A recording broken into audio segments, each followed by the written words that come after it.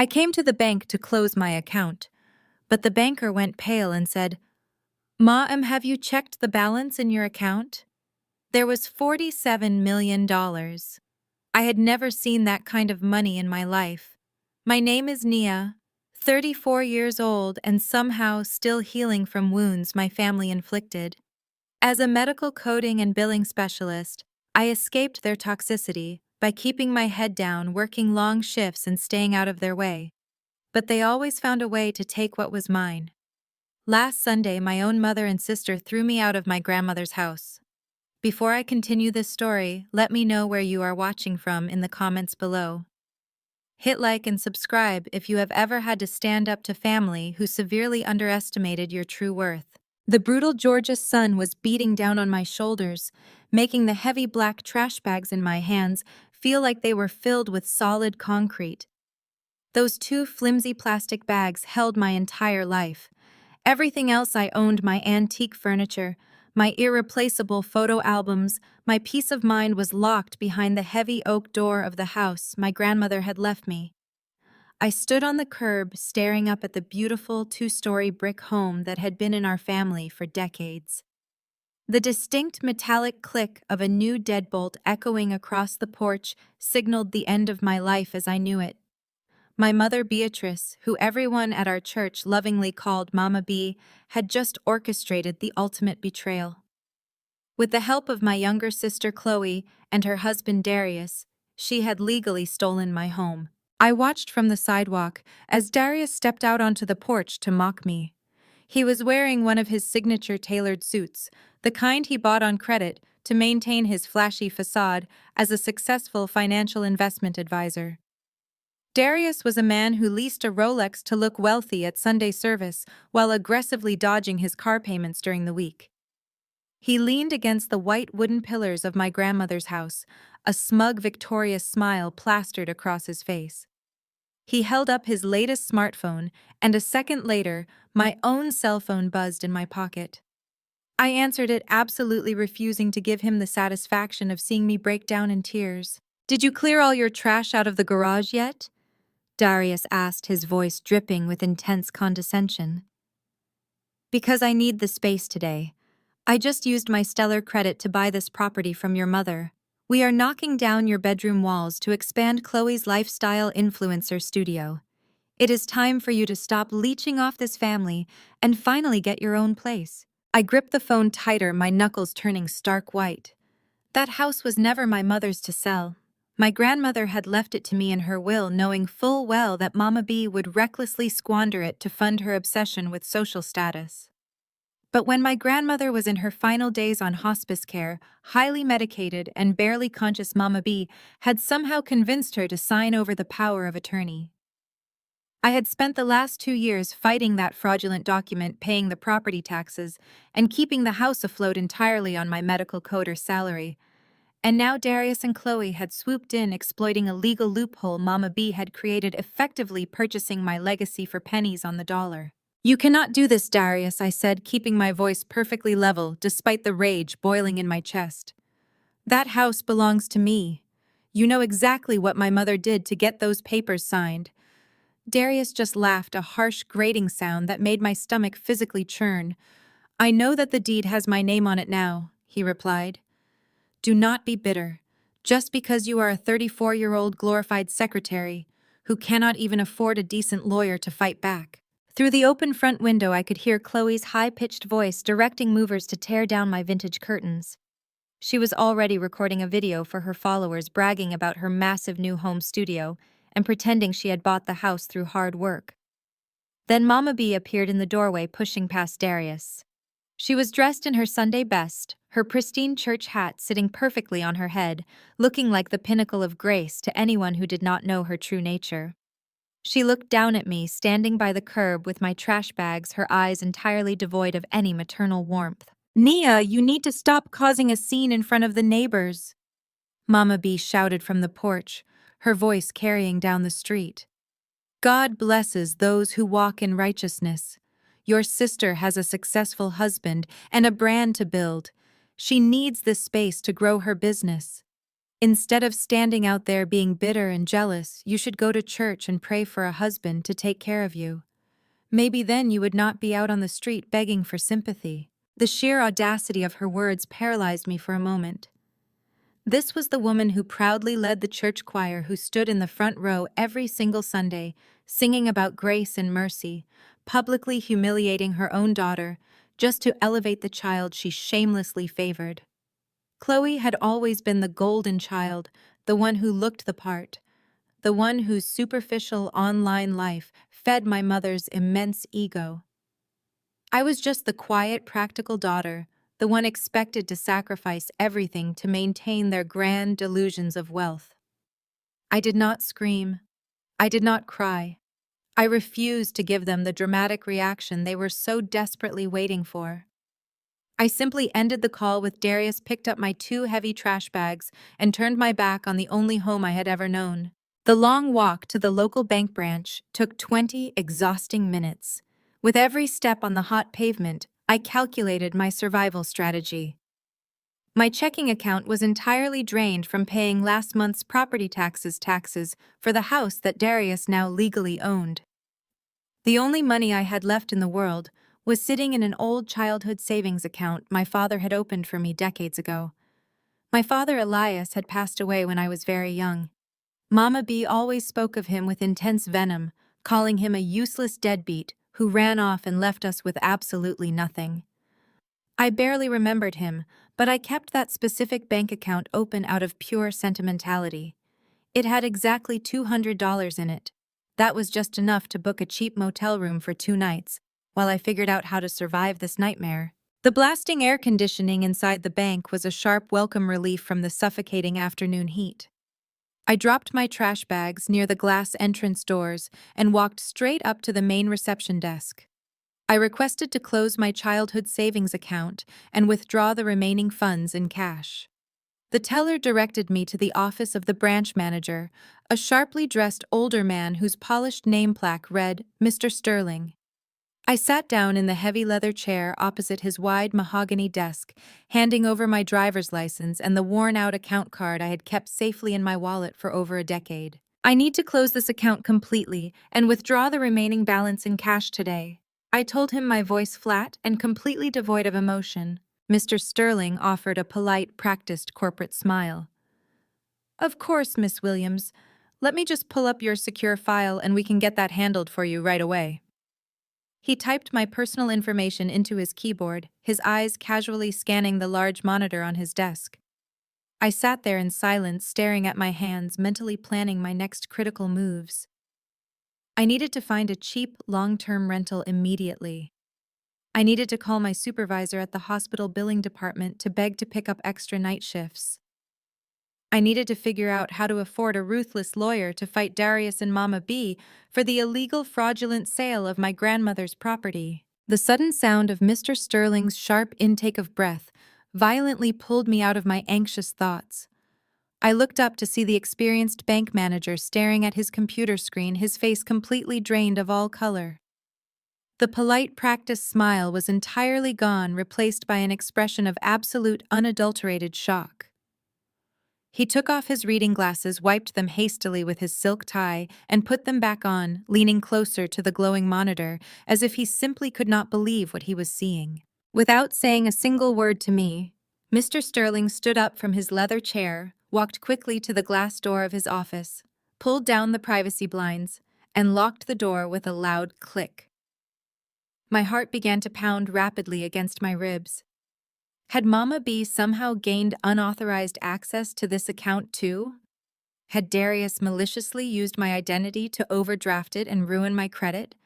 Was I in some kind of severe legal trouble? Mr. Sterling walked back to his desk, but he did not sit down. His hands were visibly trembling as he reached out and turned the large computer monitor around so it faced me directly. Mr. Sterling," said his voice barely more than a hoarse, shaky whisper. "I need you to look at this very carefully. Do you want to transfer the $47 million to a new private wealth account, or keep it securely in the original blind trust?" I stared blankly at the screen. The digital numbers blurred together for a fraction of a second before snapping into sharp, undeniable focus. $47 million. I had never seen that kind of money in my life. And sitting right there directly below the staggering account balance was the name of the man who had deposited it. Elias Williams, my father. The man my mother had sworn died penniless and abandoned us. I stared at the name on the screen, my breath catching in my throat. Elias Williams. Mr. Sterling reached for a thick, heavy manila folder locked securely inside his lower desk drawer.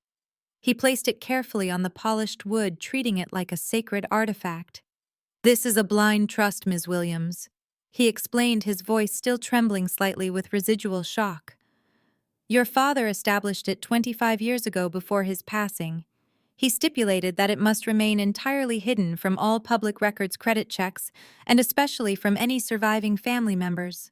It was hard-coded into the bank security system to remain completely invisible until you either turned 34 years old or came into a branch in person to close your childhood savings account." I listened in absolute silence, trying to process the sheer mind-bending magnitude of his words. My father had not been a deadbeat. He had not run away to avoid responsibility as my mother had so viciously claimed for the past 3 decades.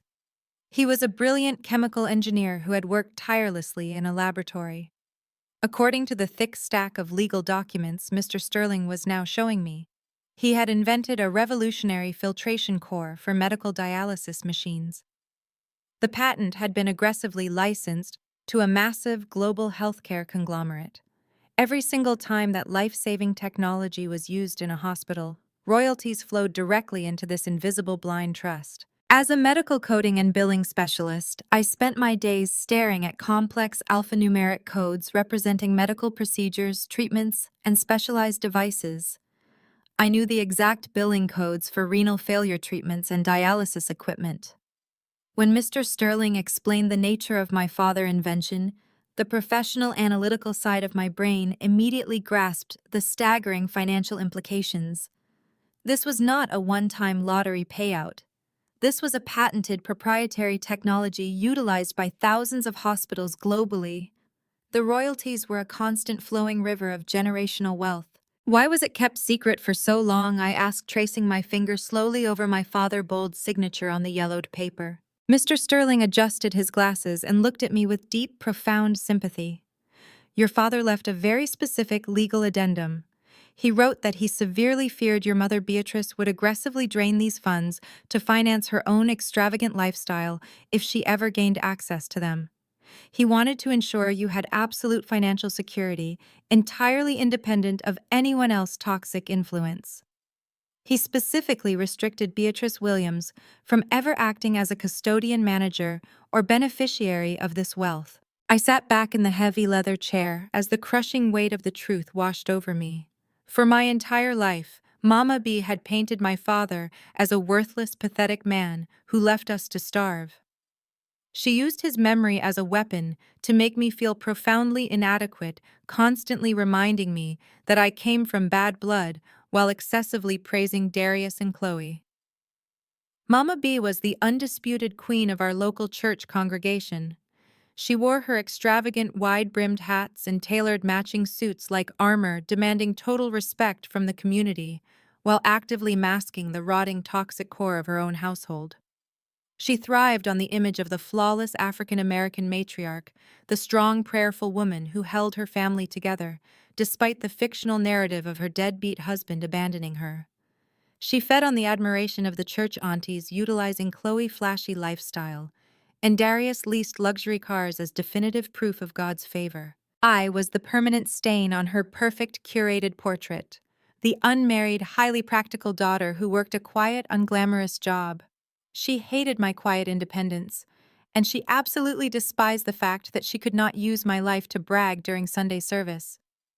My father had seen right through her. He was a brilliant inventor who had looked at my mother, seen the bottomless pit of her greed and narcissism, and engineered an ironclad financial fortress to protect his only daughter. He knew that if Mama Bay had discovered this money when I was a child, she would have legally drained every single cent to buy designer church hats, luxury vehicles, and a massive mansion to show off to her congregation. She would have paraded my father's wealth around as her own personal blessing from God, leaving me with nothing but empty promises and massive debt. Instead of breaking down into joyful tears, my mind suddenly shifted into a cold, hyper-analytical gear. I did not feel the urge to jump up and scream. I did not want to run outside into the intense Georgia heat and wave my new bank statement in Darius' face. Doing that would only give them vital time to scramble, scheme, and plot a malicious way to guilt trip or sue me for a piece of the pie. No. The fiery anger I felt toward my mother and sister had just mutated into something far more dangerous. It was no longer just the desperate, frantic anger of a displaced victim. It was the calm, highly calculated wrath of a woman who now held absolute power. Mr. Sterling pushed a glass of ice water across the desk toward me. Ms. Williams, I can only imagine the intense shock you are experiencing right now. We have a dedicated team of elite financial advisors ready to guide you immediately. You are officially one of our highest net worth clients in the entire region.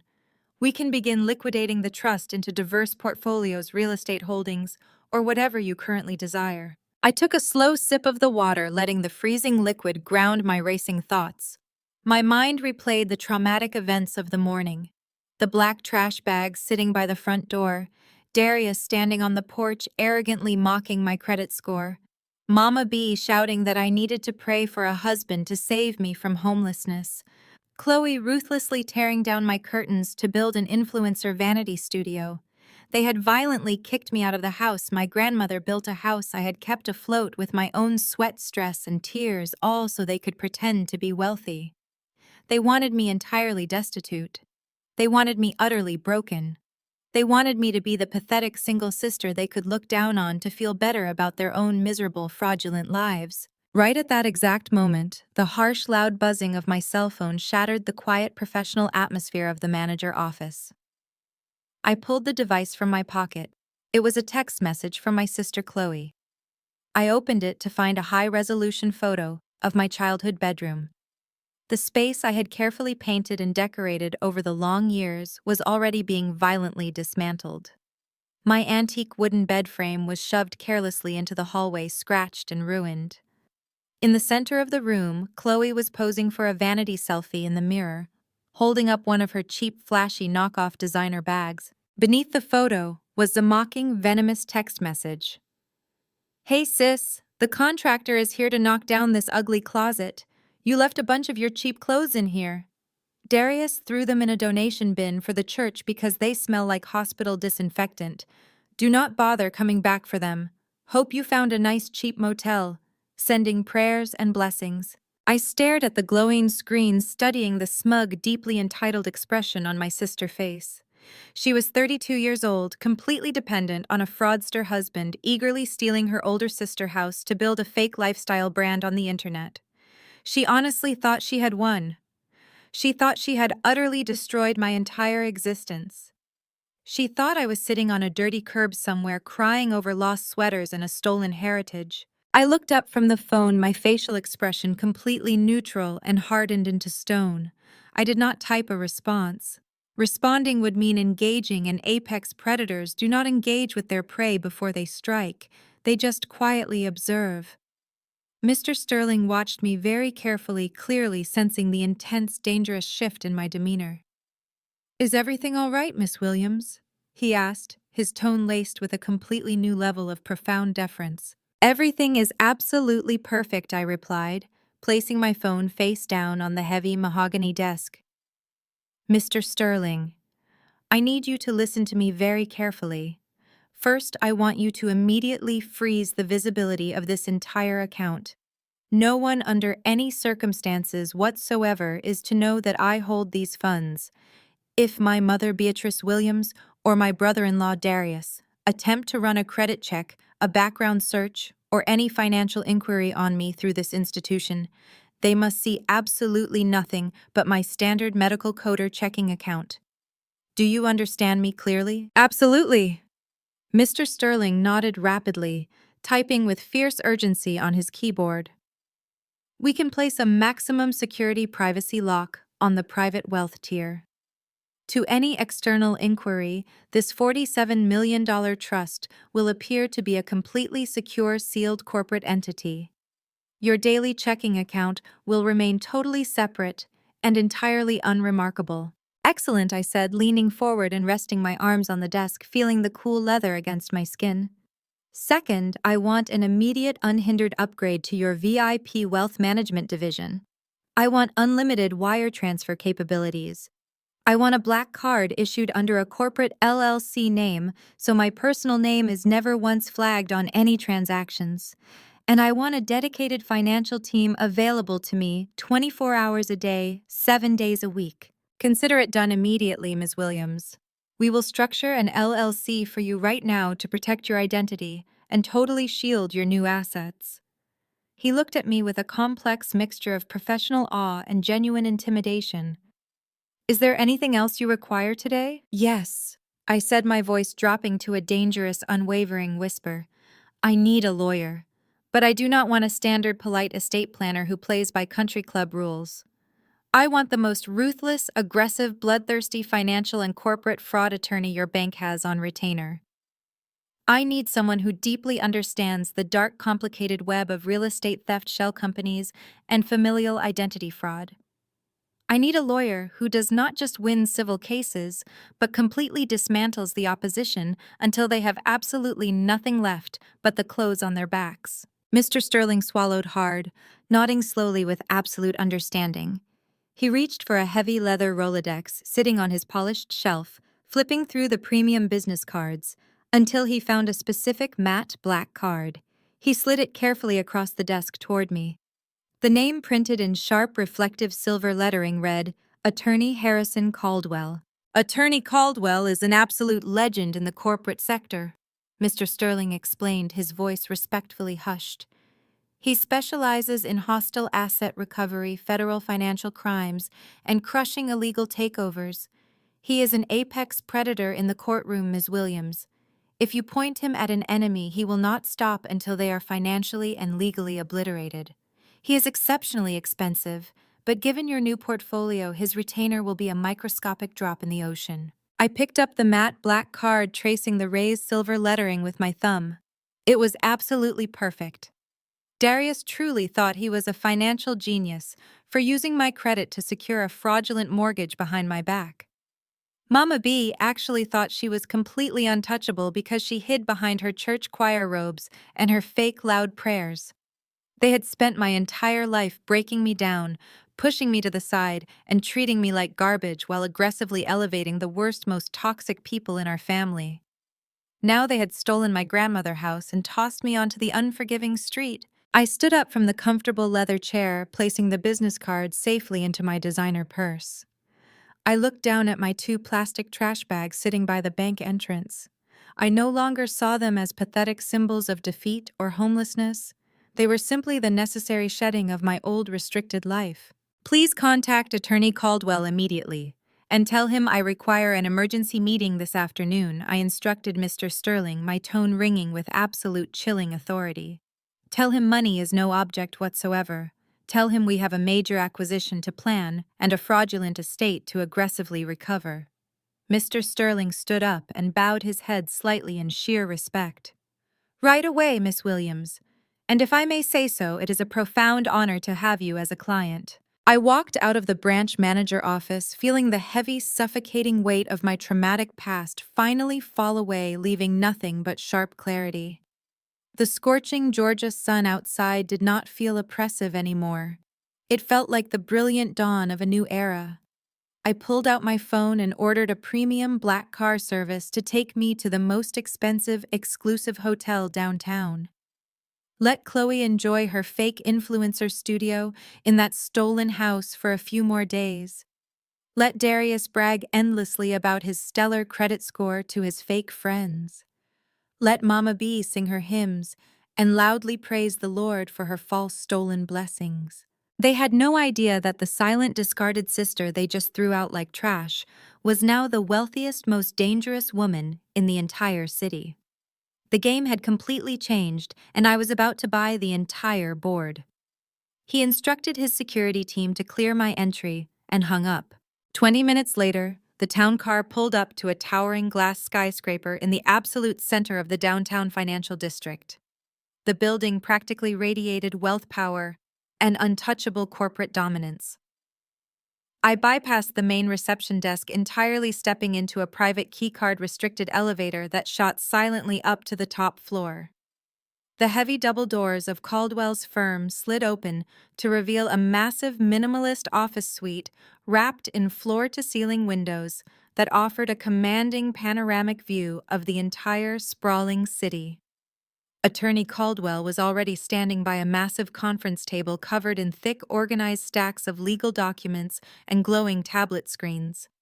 He was a tall, strikingly sharp African-American man in his late 40s, wearing a tailored charcoal suit that screamed predatory precision.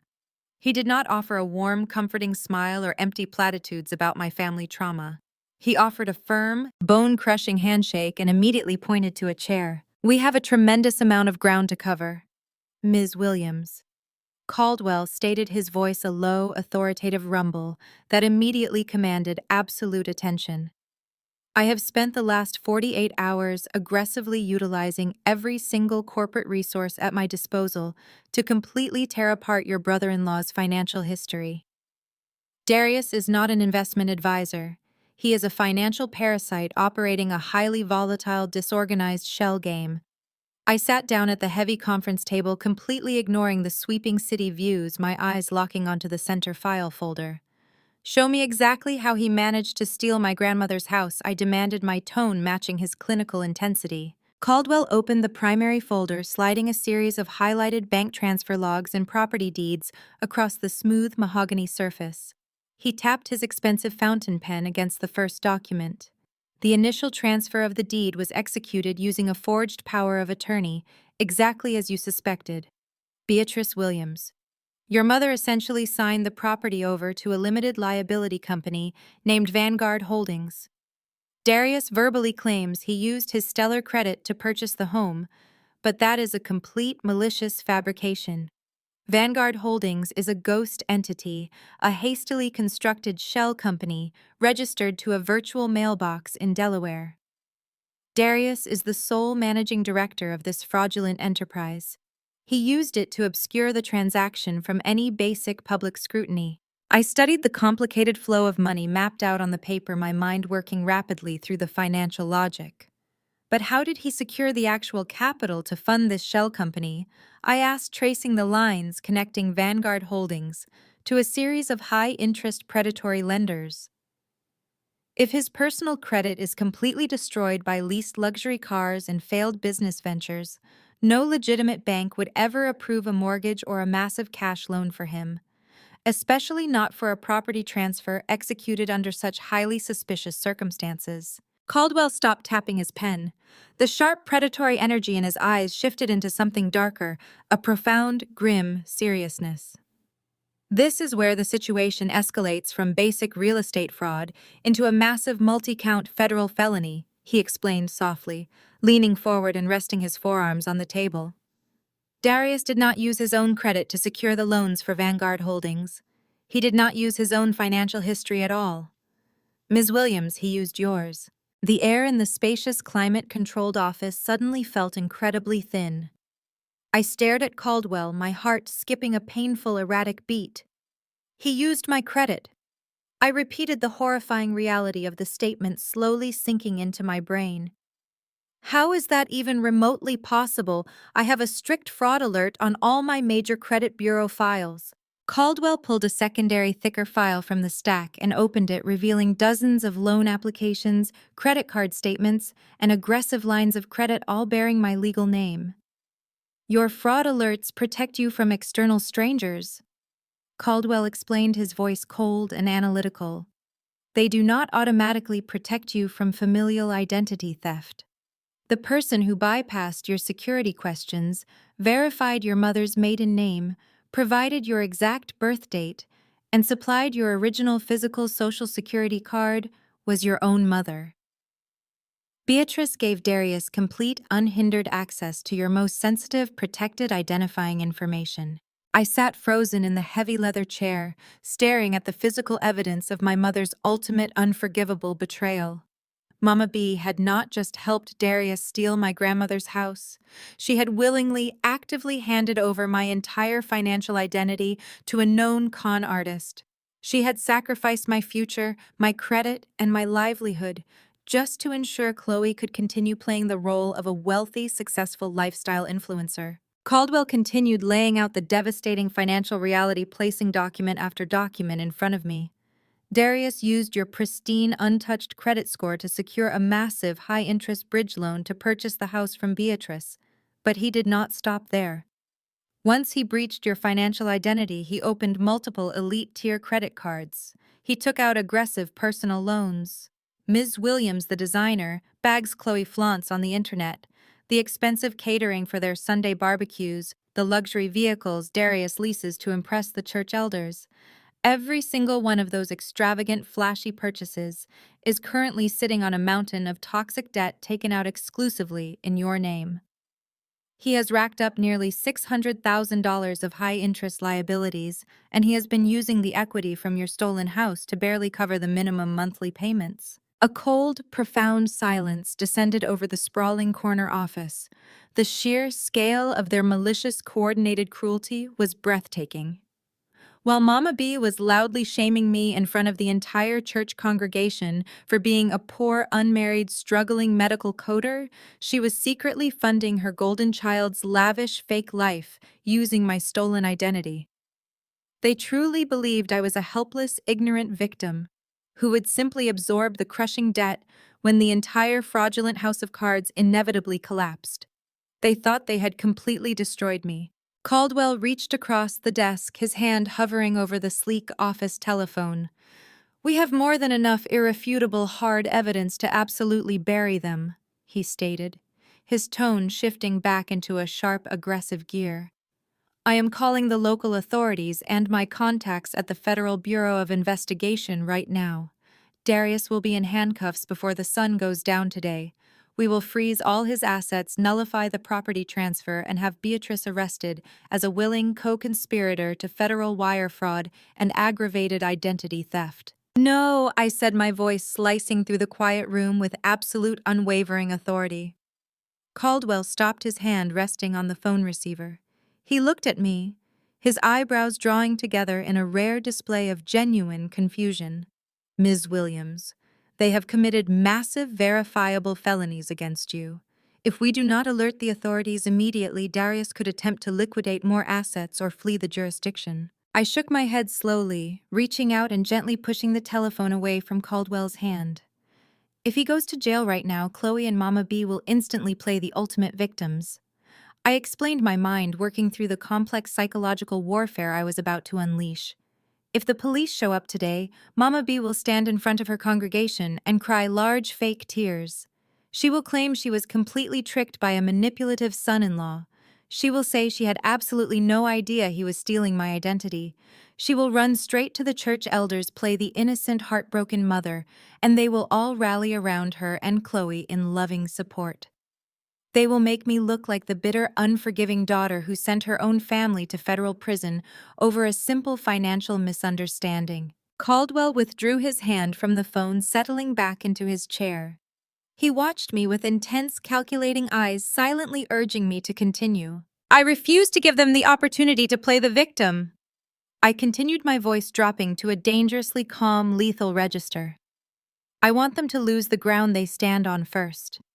I want every single person in their fake, polished social circle to see exactly who they really are. I want their shiny, fraudulent lifestyle to collapse so publicly, so catastrophically, that Mama B can never show her face in that church again. I do not just want Darius in a jail cell. I want absolute, total financial domination." A slow, dangerous grin began to spread across Attorney Caldwell's face. The confusion in his eyes vanished entirely, replaced by a deep, profound respect. He realized I was not playing a standard game of legal checkers. I was playing multi-dimensional high-stakes chess, and I was positioning my pieces for a total, undeniable slaughter. "Darius is currently drowning in the toxic debt he took out in my name," I pointed out, tapping my fingernail against the stack of loan documents. "He is using high-interest bridge loans to pay off other high-interest credit lines. It is a classic desperate Ponzi structure. What happens when a debtor defaults? Mr. Caldwell.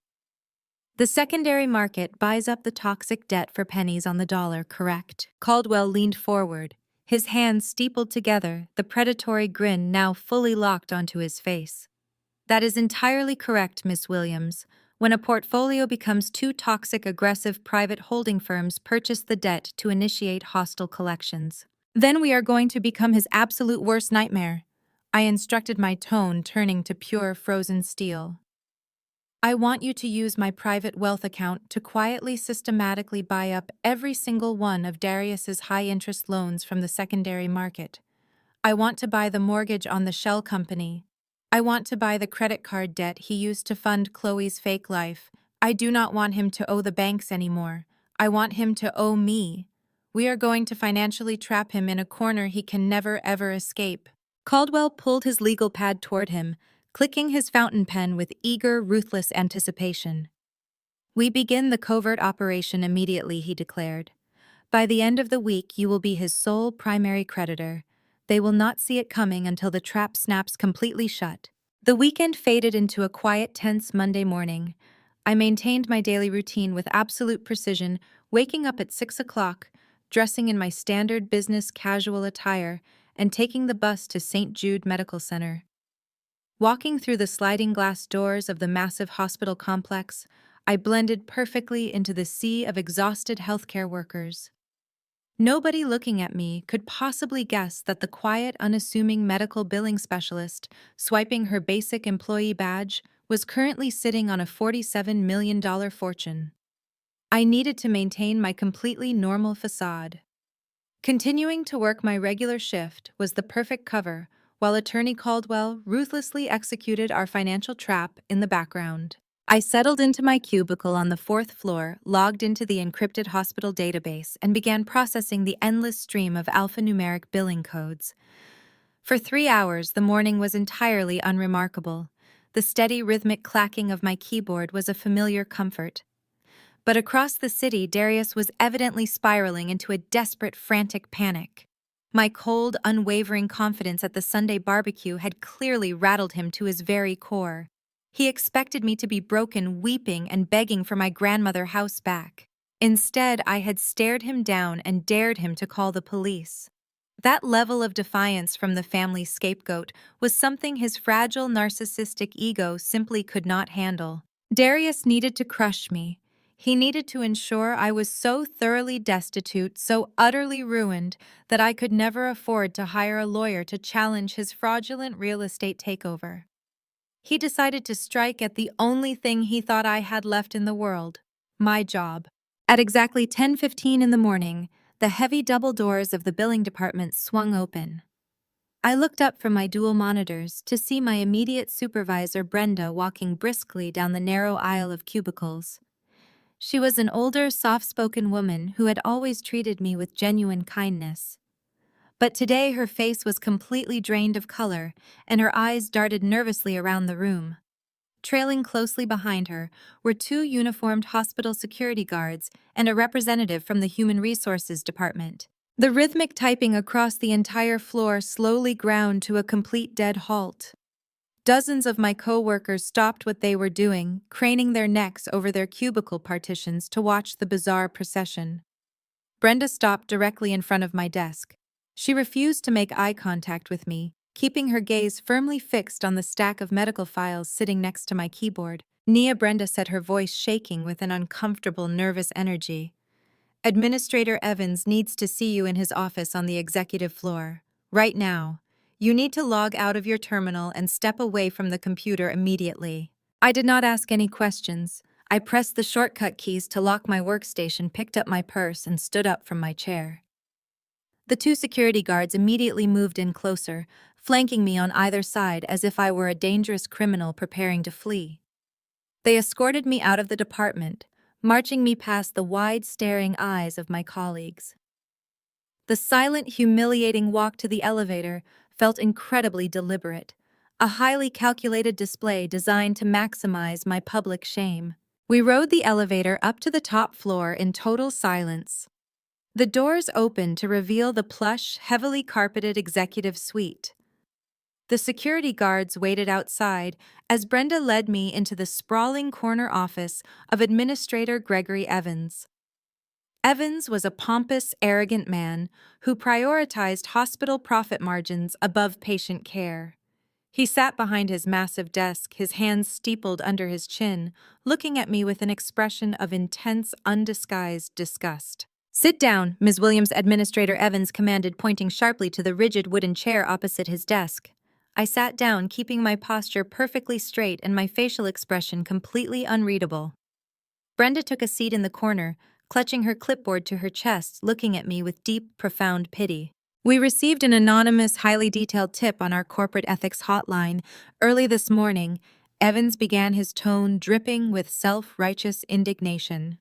"The caller provided specific, alarming allegations regarding your conduct as a billing specialist. They claimed with disturbing accuracy that you have been actively utilizing your security clearance to access highly sensitive patient files. Furthermore, the tipster alleged that you have been selling these stolen identities to external third parties for financial gain." The sheer breathtaking audacity of the accusation almost made me laugh out loud. Darius was a cornered rat. He had used my exact social security number to commit massive identity theft, and now he was anonymously accusing me of committing the exact same crime against innocent hospital patients. It was a classic textbook narcissistic projection.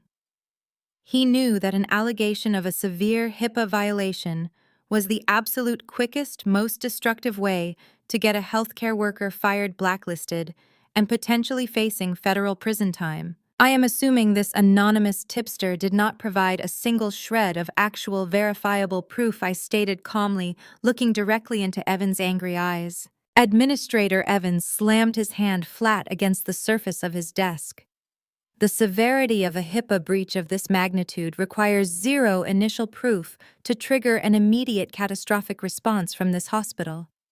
Identity theft in the medical sector is a federal offense, Ms. Williams. The caller knew exactly which departments you handle and exactly what time your shifts operate. That level of detail is more than enough for us to take extreme, decisive action to protect this institution from liability. Brenda finally spoke up from the corner, her voice thick with regret. "Nia, I am so sorry. You have been a stellar employee for years, but corporate policy leaves us absolutely no choice in this matter. A full-scale audit of your terminal and every single file you have touched over the past 6 months must be conducted by an external cybersecurity firm." Therefore, Ms. Williams-Evans interjected, his voice raising in volume. "You are officially suspended without pay, effective immediately pending a full, exhaustive federal investigation. If we find even a single microscopic discrepancy in your coding logs, we will not only terminate your employment, but we will eagerly hand you over to the authorities for criminal prosecution. Hand over your employee identification badge and your security clearance keys right now." They sat there staring at me, waiting for the inevitable emotional breakdown. They fully expected me to burst into frantic tears. They expected me to fall to my knees, beg for my livelihood, and desperately plead my innocence. They expected the standard reaction of a terrified working-class woman who had just lost her sole source of income and her professional reputation in a single devastating blow. I reached up to my collar, unclipped my plastic employee badge, and tossed it casually onto his desk. It landed with a soft clatter against his expensive mahogany nameplate. "I understand completely," I replied, my voice as cold and smooth as glacial ice.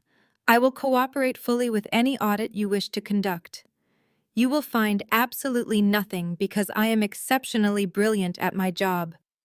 But I highly suggest you review the audio logs of that anonymous tip very carefully, Administrator Evans. You might find that the person trying to ruin my life is currently engaging in the exact fraudulent behavior he is projecting onto me." Evans scoffed loudly, waving his hand in a dismissive, arrogant gesture. "I do not take advice from suspended employees facing federal inquiries. Security will escort you to your desk to collect your personal belongings. Do not speak to any other staff members on your way out." I stood up, smoothed the front of my slacks, and walked out of his office without a single backward glance. The security guards flanked me again, marching me back down to the fourth floor. When I re-entered the billing department, the silence was absolutely deafening. Every eye tracked my movements as I walked to my cubicle. I did not rush. I took my time. I pulled a small cardboard box from under my desk and slowly, methodically packed my few personal items.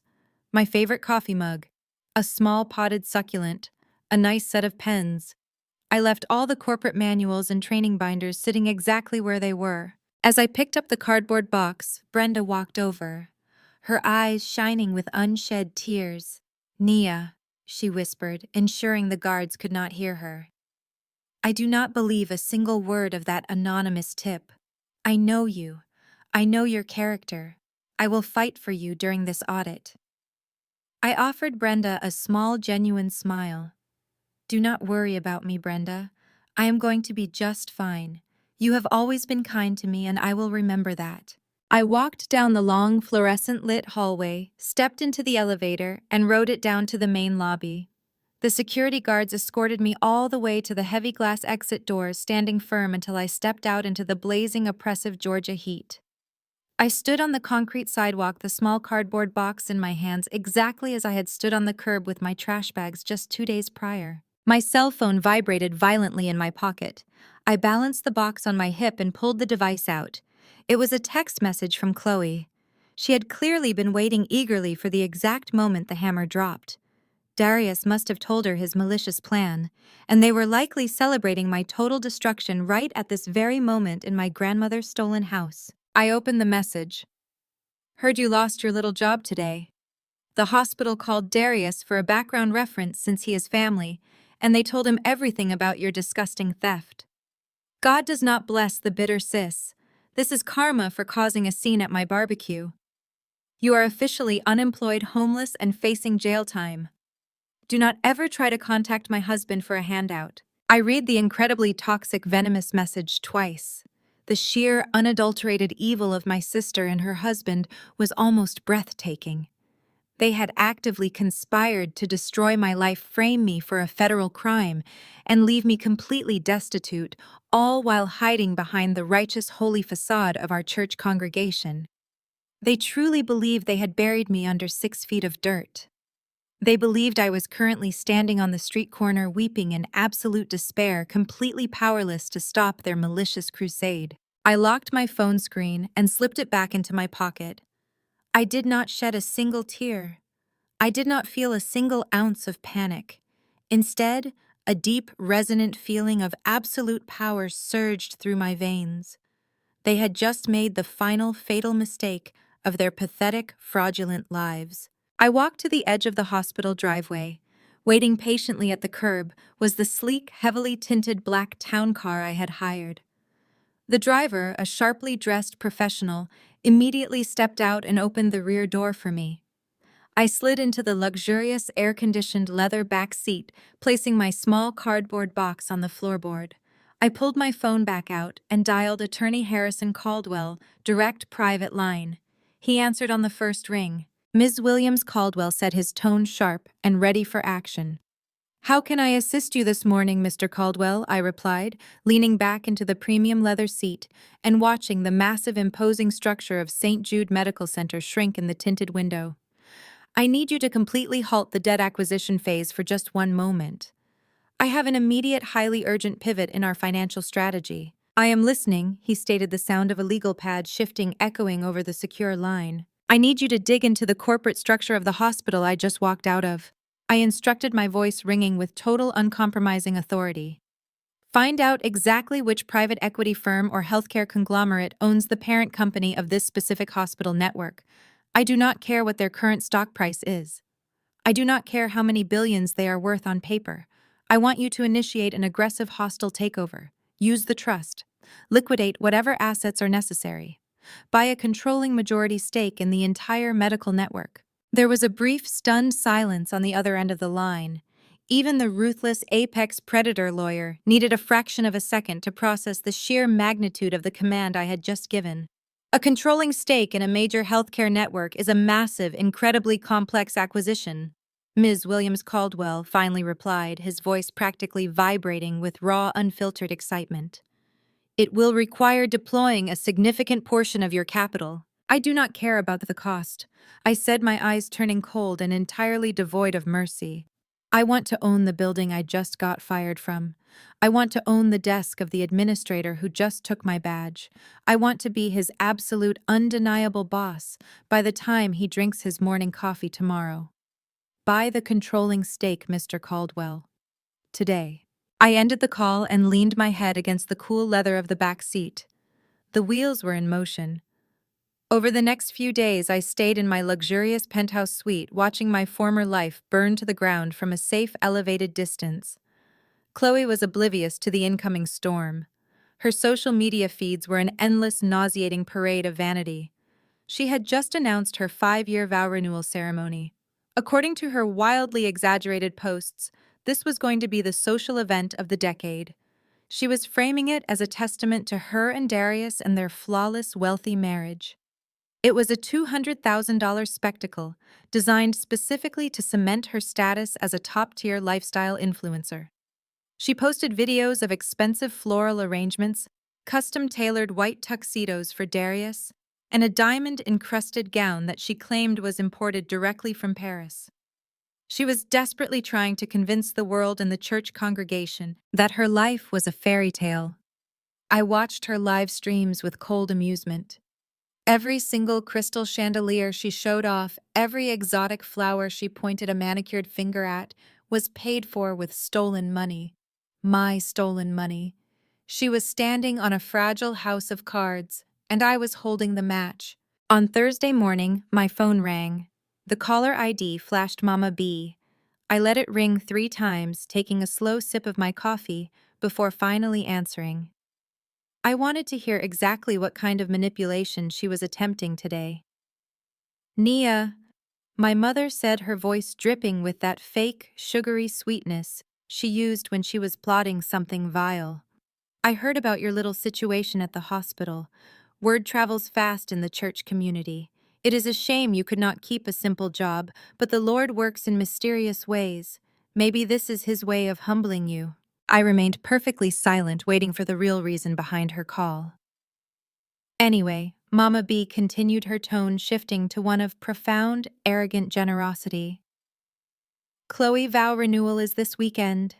It is going to be a massive elite gathering. Her event planner just had a server drop out at the last minute for the VIP tables. Since you are completely unemployed and probably desperate to make rent this month, Chloe is willing to do you a massive favor. She is willing to hire you for the night. She will pay you $15 an hour. You need to wear plain black clothes and use the service entrance at the back of the hotel. Do not try to mingle with the guests, and for the love of God, do not embarrass us by acting like you belong there. Just pour the water and clear the plates. The sheer, unadulterated disrespect was almost poetic. My mother and sister had stolen my grandmother's house, framed me for a federal crime, and gotten me fired. Now they wanted to humiliate me further by forcing me to serve them hors d'oeuvres for minimum wage at a party funded by my stolen identity. They wanted to literally reduce me to their servant. I looked out the penthouse window at the sprawling city skyline. That sounds like a wonderful opportunity, Mother, I replied, keeping my voice absolutely devoid of sarcasm. Tell Chloe I accept. I will be there wearing exactly what is appropriate for the occasion. Good Mama B snapped, clearly satisfied that she had successfully put me in my place. Be at the loading dock by 5 o'clock. Do not be late. She hung up the phone without another word. I tossed my phone onto the plush sofa and laughed. A genuine deep laugh that echoed through the massive suite. They had absolutely no idea what was coming. Just an hour later, Attorney Harrison Caldwell called me on the secure line. His voice held a razor-sharp edge of predatory excitement. Ms. Williams Caldwell began skipping the pleasantries entirely. The hostile takeover of the hospital parent network is moving forward smoothly, but I have an urgent update regarding your brother-in-law. The financial analysts have finished tearing apart the shell companies Darius set up under your stolen identity. The situation is far worse and far more advantageous to us than we initially projected. Tell me everything, I instructed, opening a fresh notebook on the desk. Darius is not just a standard fraudster. Caldwell explained, his tone analytical and precise. He is currently running a desperate, collapsing Ponzi scheme. To maintain the illusion of extreme wealth, he has been taking out massive high-interest, short-term loans from aggressive secondary lenders. He uses the cash from the new loans to barely cover the minimum monthly payments on the old loans. He is drowning in toxic debt, Ms. Williams. The $200,000 he is supposedly spending on Chloe vow renewal does not actually exist in any legitimate bank account. He financed the entire party using short-term predatory credit lines attached to the fraudulent Vanguard Holdings shell company. I tapped my pen against the desk, processing the data. He is robbing Peter to pay Paul, I noted. And the moment one single loan defaults, the entire structure implodes. Exactly, Caldwell confirmed. He is currently stretched to his absolute maximum limit. His debt-to-income ratio is astronomical. He is counting on selling your grandmother's house to a third-party developer next week to generate enough raw cash to pay off the most aggressive lenders. Until then, he is completely vulnerable. He is bleeding out financially and he has zero safety net. The path forward was crystal clear. Darius thought he was a mastermind, but he was nothing more than a panicked rat trapped in a maze of his own making. I did not want him to simply face a standard bank foreclosure. I wanted total, undeniable ownership of his entire miserable existence. Mr. Caldwell, I said, my voice dropping to a low, lethal register, I want you to execute the debt acquisition strategy we discussed earlier. Use the private wealth trust. I want you to quietly, systematically buy up every single one of those high-interest loans from the secondary market. Buy the credit card debt. Buy the predatory bridge loans. Buy the fraudulent mortgage he took out on my grandmother's house. Pay whatever premium the secondary lenders demand to acquire the paper today. There was a brief pause on the line, followed by the sound of Caldwell typing rapidly. You understand that acquiring this much toxic debt means assuming a significant portfolio of high-risk liabilities, he stated, ensuring I understood the legal parameters. I do not care about the risk, I replied coldly. I care about the leverage. If we own his debt, we own him. I want the total sum of his financial obligations transferred directly into my corporate LLC by tomorrow morning. I do not want him to owe a dozen random banks scattered across the country. I want him to owe me. I want to be the sole entity holding the leash around his neck when his fake empire comes crashing down. Caldwell let out a low, appreciative hum. Consider it done, Ms. Williams. By tomorrow morning, you will be the legal owner of every single financial liability Darius holds. You will be his sole primary creditor. He will not be able to buy a cup of coffee without your implicit authorization. I hung up the phone, a cold, satisfied smile spreading across my face. Mama B and Chloe wanted me to wear black and serve them water at their extravagant fake celebration. They wanted to parade their stolen wealth in front of the entire church congregation while treating me like dirt. They had absolutely no idea that the woman they had invited to use the service entrance was now the undisputed master of their entire financial reality. The trap was set, the debts were bought, and the vow renewal was about to become the most spectacular, devastating funeral their fake lifestyle had ever seen. Every detail of their fraudulent existence now belonged entirely to me. Chloe had spent months meticulously planning this massive event. She wanted to be the center of attention. She wanted the church aunties to look at her and see the ultimate symbol of blessed perfection. She wanted them to look at me and see a pathetic, broken failure pouring their drinks. Darius thought he had outsmarted everyone with his fake shell companies and stolen credit profiles. He truly felt untouchable. Mama B thought she had finally succeeded in completely destroying my life. They were all living in a beautiful, fragile delusion. And I was going to shatter it. I stood up and walked over to the massive closet in my penthouse suite. I did not need to wear a plain black uniform. I needed a dress fit for an absolute queen. The real owner of the estate was coming home. The next morning arrived with a sharp, undeniable sense of purpose. I stood by the floor-to-ceiling windows of my penthouse suite, watching the city awaken below me. My phone vibrated against the mahogany desk. It was Attorney Harrison Caldwell. He did not waste time with pleasantries. He had spent the entire night analyzing the financial architecture of Chloe and Darius' upcoming vow renewal. He discovered that they had booked the Grand Azure. It was the most prestigious, historic, and ruthlessly expensive luxury hotel in the entire city. It was a sprawling masterpiece of classic architecture featuring imported Italian marble towering gold leaf columns and a reputation built entirely on catering to generational wealth. Chloe had obsessed over this specific hotel for years. She viewed it as the ultimate undeniable symbol of having finally arrived in high society. Booking. The Grand Azure was her way of screaming to the church congregation and her fake online followers that she was royalty. Darius had secured the massive grand ballroom by putting down an astronomical, non-refundable deposit. He executed this payment using a high-limit corporate credit card that he had fraudulently opened using my stolen Social Security number. They were literally planning to dance on a floor paved with my stolen financial identity. But Caldwell had uncovered a massive fatal vulnerability. The hospitality consortium that owned the Grand Azure was currently bleeding cash. They had aggressively overextended their portfolio by attempting to acquire 3 additional properties in neighboring states, right before a major economic downturn. Their liquidity was completely drained. They were currently facing an imminent catastrophic default on their primary commercial mortgages. The banks were circling them like starving vultures preparing to initiate hostile foreclosure proceedings within the next 30 days. The ownership group desperately needed an immediate, massive injection of raw liquid capital to save their sinking empire. They were terrified, vulnerable, and completely out of options. They were the perfect ideal target for a rapid, ruthless acquisition. I told Caldwell to set up an emergency meeting with the hotel board of directors for that exact afternoon. I did not want to rent the ballroom.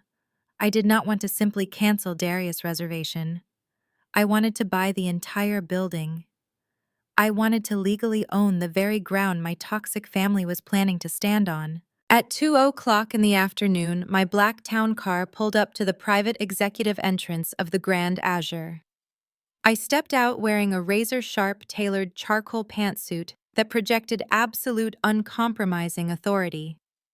Caldwell walked beside me carrying a sleek leather briefcase containing the financial destruction of the current ownership group. We were escorted by a highly nervous administrative assistant up to the top-floor boardroom. The room was heavy with the scent of polished oak old money and sheer, undeniable desperation. Sitting around the massive conference table were 5 older, incredibly tense executives. They wore expensive suits, but their faces were lined with the distinct, undeniable exhaustion of men who knew they were actively losing their entire legacy. They looked highly confused when I walked into the room. They had been informed that a major private wealth firm was interested in a rapid bailout, but they clearly expected a team of corporate bankers, not a 34-year-old black woman walking in with a single lawyer. I did not wait for them to offer me a seat. I walked directly to the head of the long table, pulled out the heavy leather executive chair, and sat down. Caldwell took his place, standing immediately to my right, silently opening his briefcase and sliding a single immaculate legal document across the polished wood toward the chairman of the board. "Gentlemen," I began, my voice a calm, smooth, and entirely lethal instrument. "Let us skip the traditional corporate posturing. I know exactly what your current financial reality looks like. I know you are 30 days away from a catastrophic default on your commercial loans. I know the banks are preparing to freeze your operating accounts. You are currently looking at the absolute undeniable end of your hospitality portfolio." The chairman, a red-faced man with a nervous twitch in his jaw, attempted to sit up straighter. "We are currently experiencing a temporary liquidity issue, Ms. Williams," he stammered, attempting to project a false sense of security. "But we have several interested investors willing to provide structured financing to bridge the gap. We are simply exploring all available options today." I smiled. It was not a warm smile. It was the smile of a predator watching its prey attempt to crawl out of a locked cage. "You have absolutely no other options," I stated firmly, leaning forward and resting my forearms on the table. Those structural investors you mentioned will drag you through 90 days of grueling due diligence, and your creditors will foreclose on this building long before that paperwork is ever finalized. You do not have time to negotiate. You have time to survive, and I am your only means of survival. I pointed to the document Caldwell had placed on the table. I am offering you a rapid all-cash acquisition of the Grand Azure property in its entirety. I am purchasing the building, the land, the brand licensing, and all operational assets. There will be no financing contingencies. There will be no 90-day due diligence delays. I will wire the complete total acquisition funds directly into your corporate accounts before the banks open tomorrow morning. The purchase price listed on that document is generous enough to completely clear your impending defaults and save your remaining properties. But it is aggressive enough to ensure I secure absolute total control of this hotel by midnight tonight. The executives stared at the document, their eyes widening, as they read the staggering cash figure I was offering. It was a fraction of my $47 million trust, but it was an astronomical sum of pure liquid capital that no other investor could possibly produce overnight. It was a financial miracle wrapped in a hostile takeover. You have exactly 5 minutes to sign that agreement. I continued checking the diamond watch on my wrist. If you hesitate, if you attempt a counteroffer, I will stand up, walk out of this building, and let the banks tear you apart. The choice is entirely yours. The room fell into a heavy, suffocating silence. The chairman looked at his partners. They communicated through a series of desperate, defeated glances. They knew I had them completely cornered. They knew they had absolutely no leverage. With a trembling hand, the chairman reached for his expensive pen. He signed the acquisition agreement, completely surrendering ownership of the most prestigious luxury hotel in the city to me. The moment the ink dried, Caldwell swiftly collected the documents. The acquisition was legally binding. The Grand Azure was officially my personal property. I stood up from the table, looking down at the defeated men. Thank you for your time, gentlemen. You may vacate the executive offices immediately. Before I left the boardroom, I instructed Caldwell to summon the hotel general manager. A few minutes later, a highly anxious, sharply dressed man named Mr. Harrington entered the room. He was sweating profusely, clearly having been informed that the hotel had just been sold in a massive hostile cash transaction. He stood at attention, waiting for his new employer to speak. "Mr. Harrington," I said, taking a slow, measured lap around the conference table. "As of this exact moment, I am the sole, absolute owner of this property. Your employment and the employment of your entire staff now depends entirely on your ability to follow my specific, non-negotiable instructions." "Absolutely, Ms. Williams," Mr. Harrington replied rapidly, his voice tight with anxiety. "Whatever you require, my team is completely at your disposal." Caldwell handed Mr. Harrington a strict, ironclad non-disclosure agreement. "You will sign this immediately," I instructed. "You are to inform the entire hotel staff that the property has undergone an abrupt change in ownership. That is standard corporate protocol. However, you will implement an absolute zero-tolerance rule regarding my personal identity. My name, my physical description, and my presence in this building are to remain strictly confidential. There will be no press releases. There will be no internal memos mentioning me by name. If any member of your staff leaks my identity to the public or to any current guests holding reservations, you will be personally terminated and sued into total financial ruin." Mr. Harrington signed the non-disclosure agreement without a single second of hesitation. "I understand completely, Ms. Williams. Absolute discretion is our highest priority. Your identity will remain a total ghost to the public." "Excellent," I replied, offering him a cold, approving nod. "Furthermore, there is a specific event taking place in the Grand Ballroom this Saturday evening. A vow renewal ceremony booked under the name Chloe and Darius. Do you have the file for this event?" "Yes, ma'am," Mr. Harrington confirmed eagerly. "It is one of our most expensive, high-profile bookings of the month. They have requested our premium catering packages, imported floral installations, and full VIP service staff. You will proceed with their event exactly as planned," I commanded. You will not alter a single detail of their catering.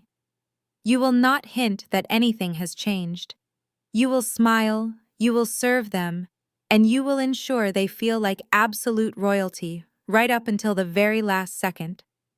But you will make sure I have unrestricted, unseen access to the audio-visual control booth overlooking the main ballroom on Saturday night. Consider it done, Mr. Harrington promised, bowing his head respectfully. Fast forward to Friday evening, the night immediately before Chloe's extravagant vow renewal. The hotel was officially closed to the general public to accommodate the massive, elaborate setup for the private event. The entire building was buzzing with silent, focused energy as my staff executed their duties. I walked through the opulent gilded lobby, flanked by Caldwell and Mr. Harrington. We descended the sweeping marble staircase and approached the heavy carved mahogany doors of the grand ballroom. Mr. Harrington pushed the doors open, stepping aside to allow me to enter first. I walked slowly into the massive, cavernous space. The room was dripping in obscene, overwhelming extravagance. 10-foot-tall floral arrangements of imported white orchids and cascading red roses lined every single table. Massive crystal chandeliers cast a warm golden glow over the custom gold-plated dinnerware and heavily embroidered silk tablecloths. It was a vulgar, desperate display of fake wealth designed to mask deep, underlying insecurities. I walked slowly across the highly polished mahogany dance floor, listening to the sharp, distinct click of my designer heels echoing in the empty, beautiful space. I approached the head table, which was elevated on a small stage to ensure Chloe and Darius could look down on their guests. I reached out and gently brushed my fingertips against the delicate, soft petals of a massive white orchid sitting in the center arrangement. Darius had paid $50,000 for these specific flowers. He had paid for the lighting, the silk napkins, and the crystal champagne flutes using credit cards opened entirely in my name. He bought this massive, beautiful illusion with my blood, my sweat, and my pristine credit score.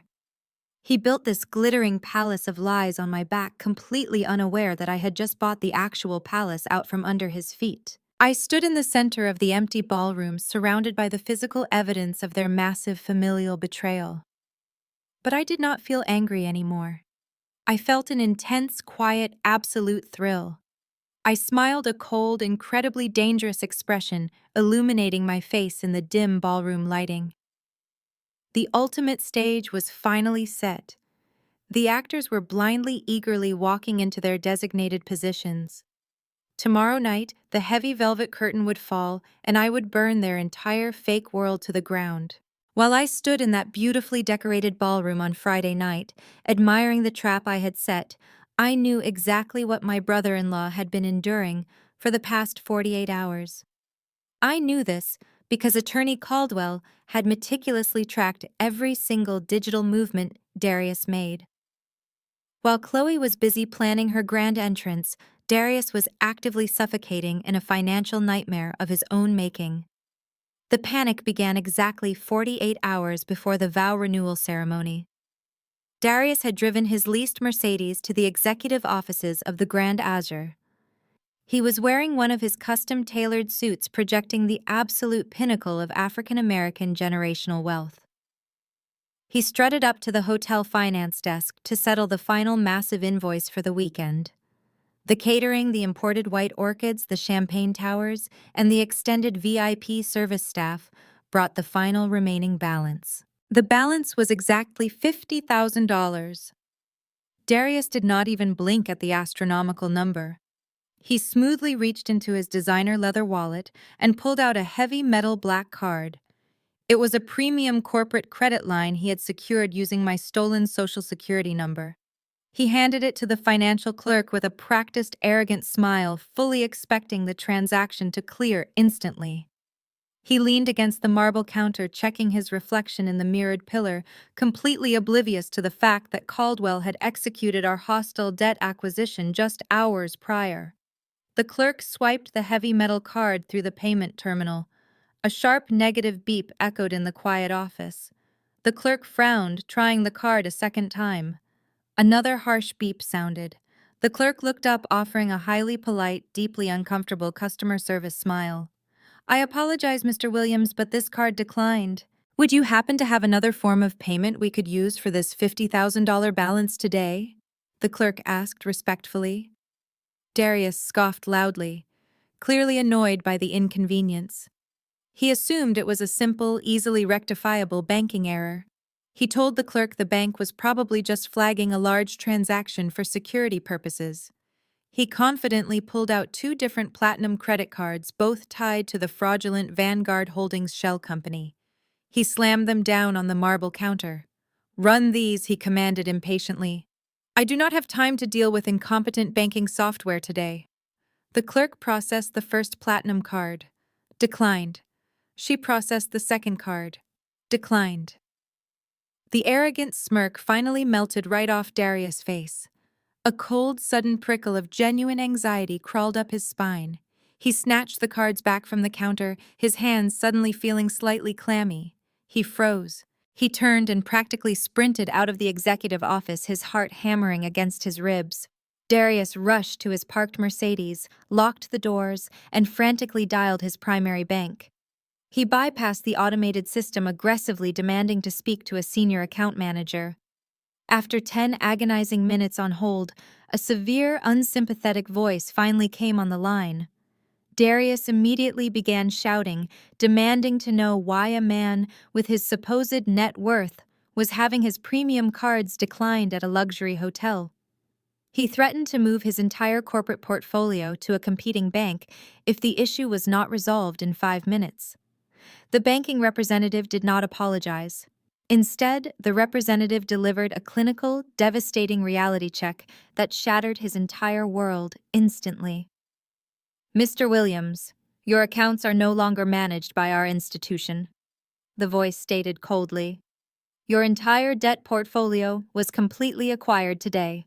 Your corporate lines of credit, your personal loans, and your residential mortgage were legally acquired by a private holding firm early yesterday morning.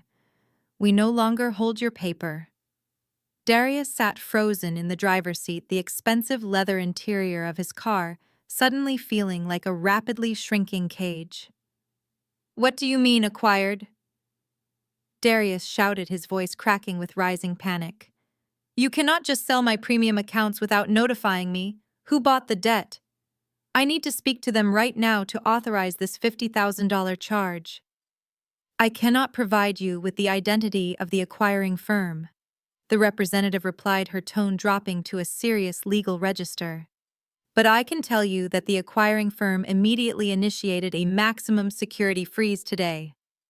The freeze was mandated due to highly suspicious flagged fraudulent activity involving your primary Social Security verification. Your accounts are locked globally. You have 0 available credit." The call ended. Darius dropped his phone into his lap, his vision blurring. Suspected fraudulent activity. The words echoed in his mind like a death sentence. He knew exactly what he had done. He knew he had forged Mama B's signature and utilized my stolen identity to build his entire fake empire. If a private holding firm was investigating him for fraud, it meant the federal authorities were likely already building a criminal case. He was not just broke, he was staring directly down the barrel of a massive federal indictment. He was sweating profusely, his expensive suit clinging uncomfortably to his skin. He had absolutely 0 cash. He had 0 credit. And he still owed $50,000 right now.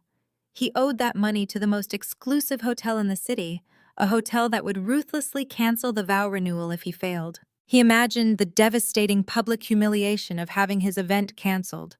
He imagined the church congregation finding out he was a fraud. He imagined Mama B turning her vicious, toxic wrath on him. Darius drove back to the house my grandmother built, his hands shaking violently on the steering wheel. He walked through the front door, his mind desperately searching for any possible escape route. He found Chloe in the living room. She was wearing full, flawless makeup and a designer tracksuit, holding her phone attached to a ring light. She was actively recording a live broadcast for her thousands of fake internet followers. "Hey guys!" Chloe beamed into the camera, tossing her hair over her shoulder with complete arrogance and supreme confidence. "Just doing a final walkthrough of our amazing new house before the big vow renewal this weekend."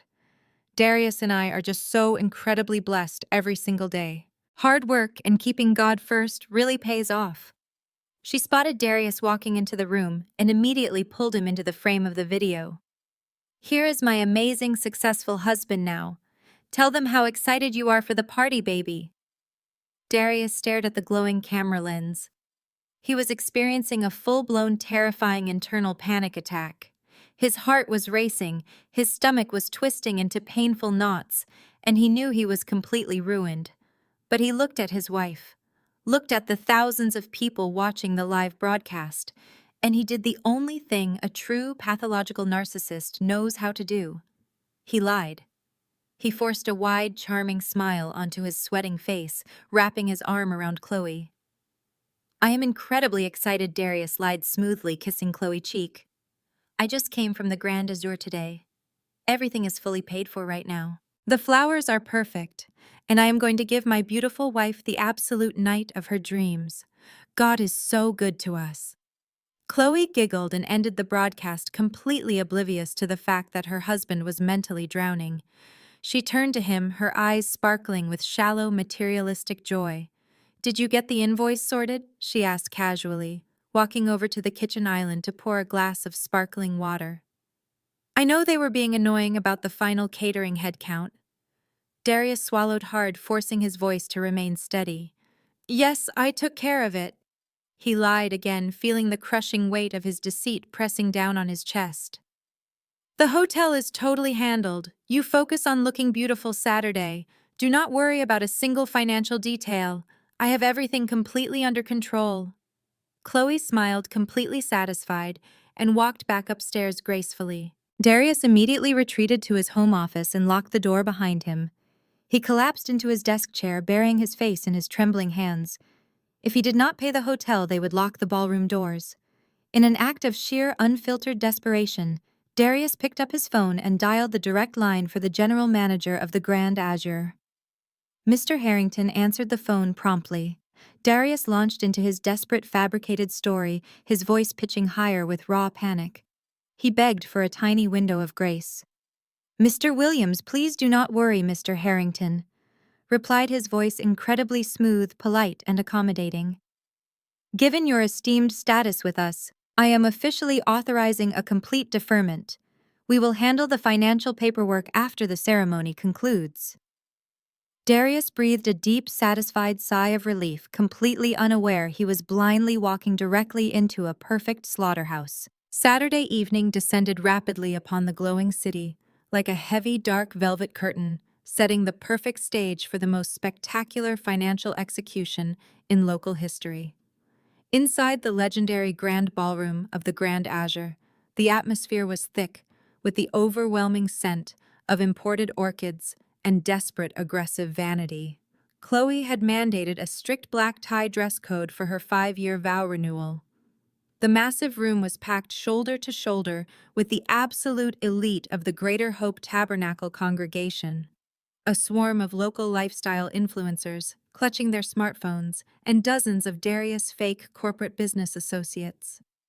A live, highly expensive string quartet played classical music from an elevated balcony, while an army of tuxedo-clad servers circulated through the crowd carrying silver trays piled high with expensive caviar and vintage champagne. Chloe made her grand, highly anticipated entrance wearing a blindingly white custom-designed designer gown, completely encrusted with thousands of hand-sewn crystals. She walked down the sweeping marble staircase, gripping Darius' arm tightly, ensuring every single camera lens in the room was pointed directly at her. Darius matched her extravagant energy wearing a pristine white tuxedo with a black velvet lapel. He smiled brilliantly, waving to the cheering church elders and posing for the flashing cameras. He looked like the absolute pinnacle of African-American success. Nobody clapping in that room could possibly know that his heart was hammering against his ribs in sheer, unrelenting terror. He was actively scanning the perimeter of the ballroom, terrified that hotel security would suddenly march in and demand the missing $50,000 payment. He kept taking long, deep gulps of champagne, trying desperately to drown the suffocating reality that his entire financial existence was currently resting on a deferred invoice he could never actually pay. But the true star of the fraudulent spectacle was not the bride or the groom. It was Mama B. She had positioned herself directly in the center of the ballroom, right beneath the largest, most brilliant crystal chandelier. She was proudly wearing a violently flashy, extremely tight, floor-length gold sequined gown that caught and reflected the light with every single step she took.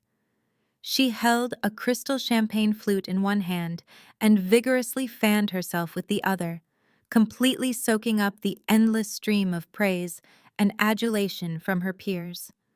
She was in her absolute element, thriving on the potent, intoxicating energy of public validation. Sister Lucille, wearing a massive, terribly gaudy purple church hat, leaned in close to Mama B, her eyes wide with open, undeniable jealousy.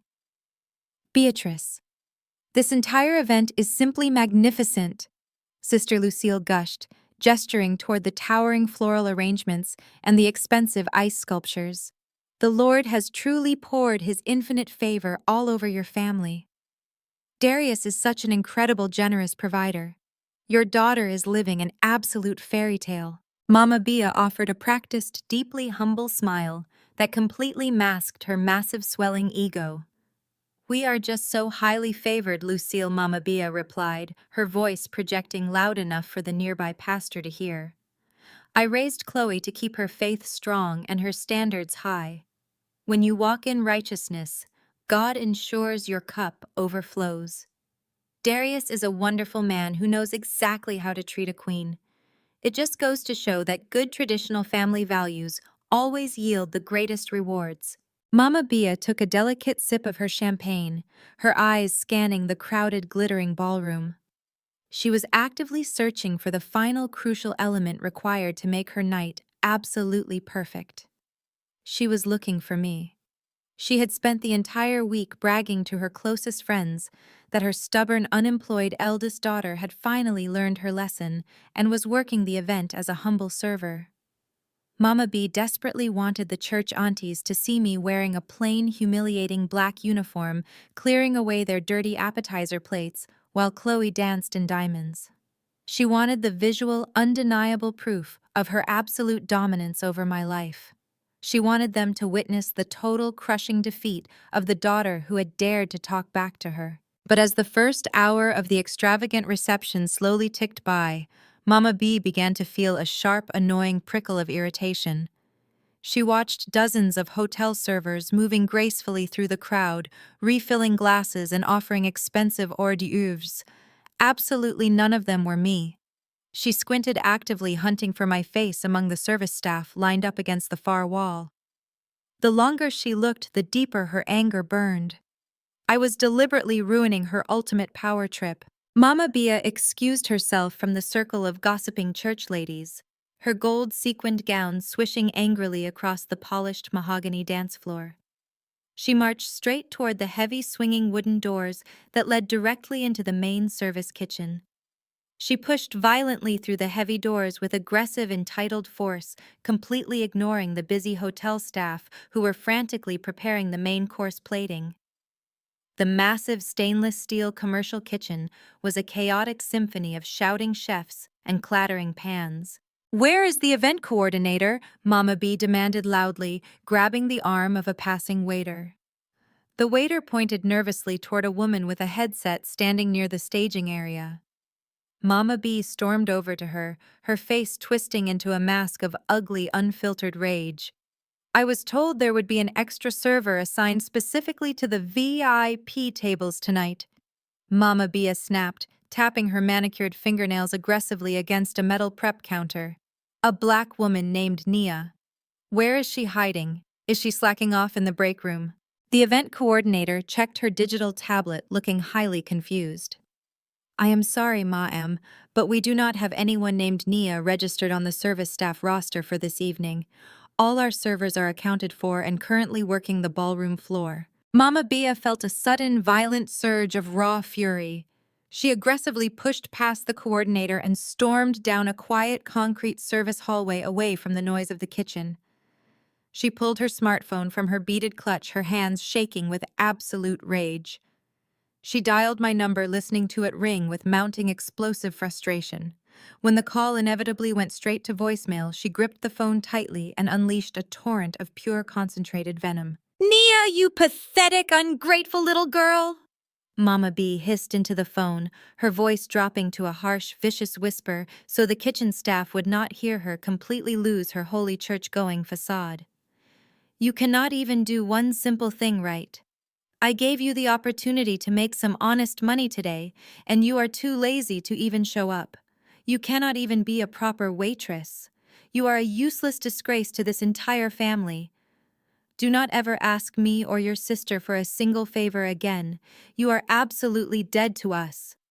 Stay in whatever cheap, miserable hole you are hiding in." She angrily ended the call, shoving the phone back into her clutch.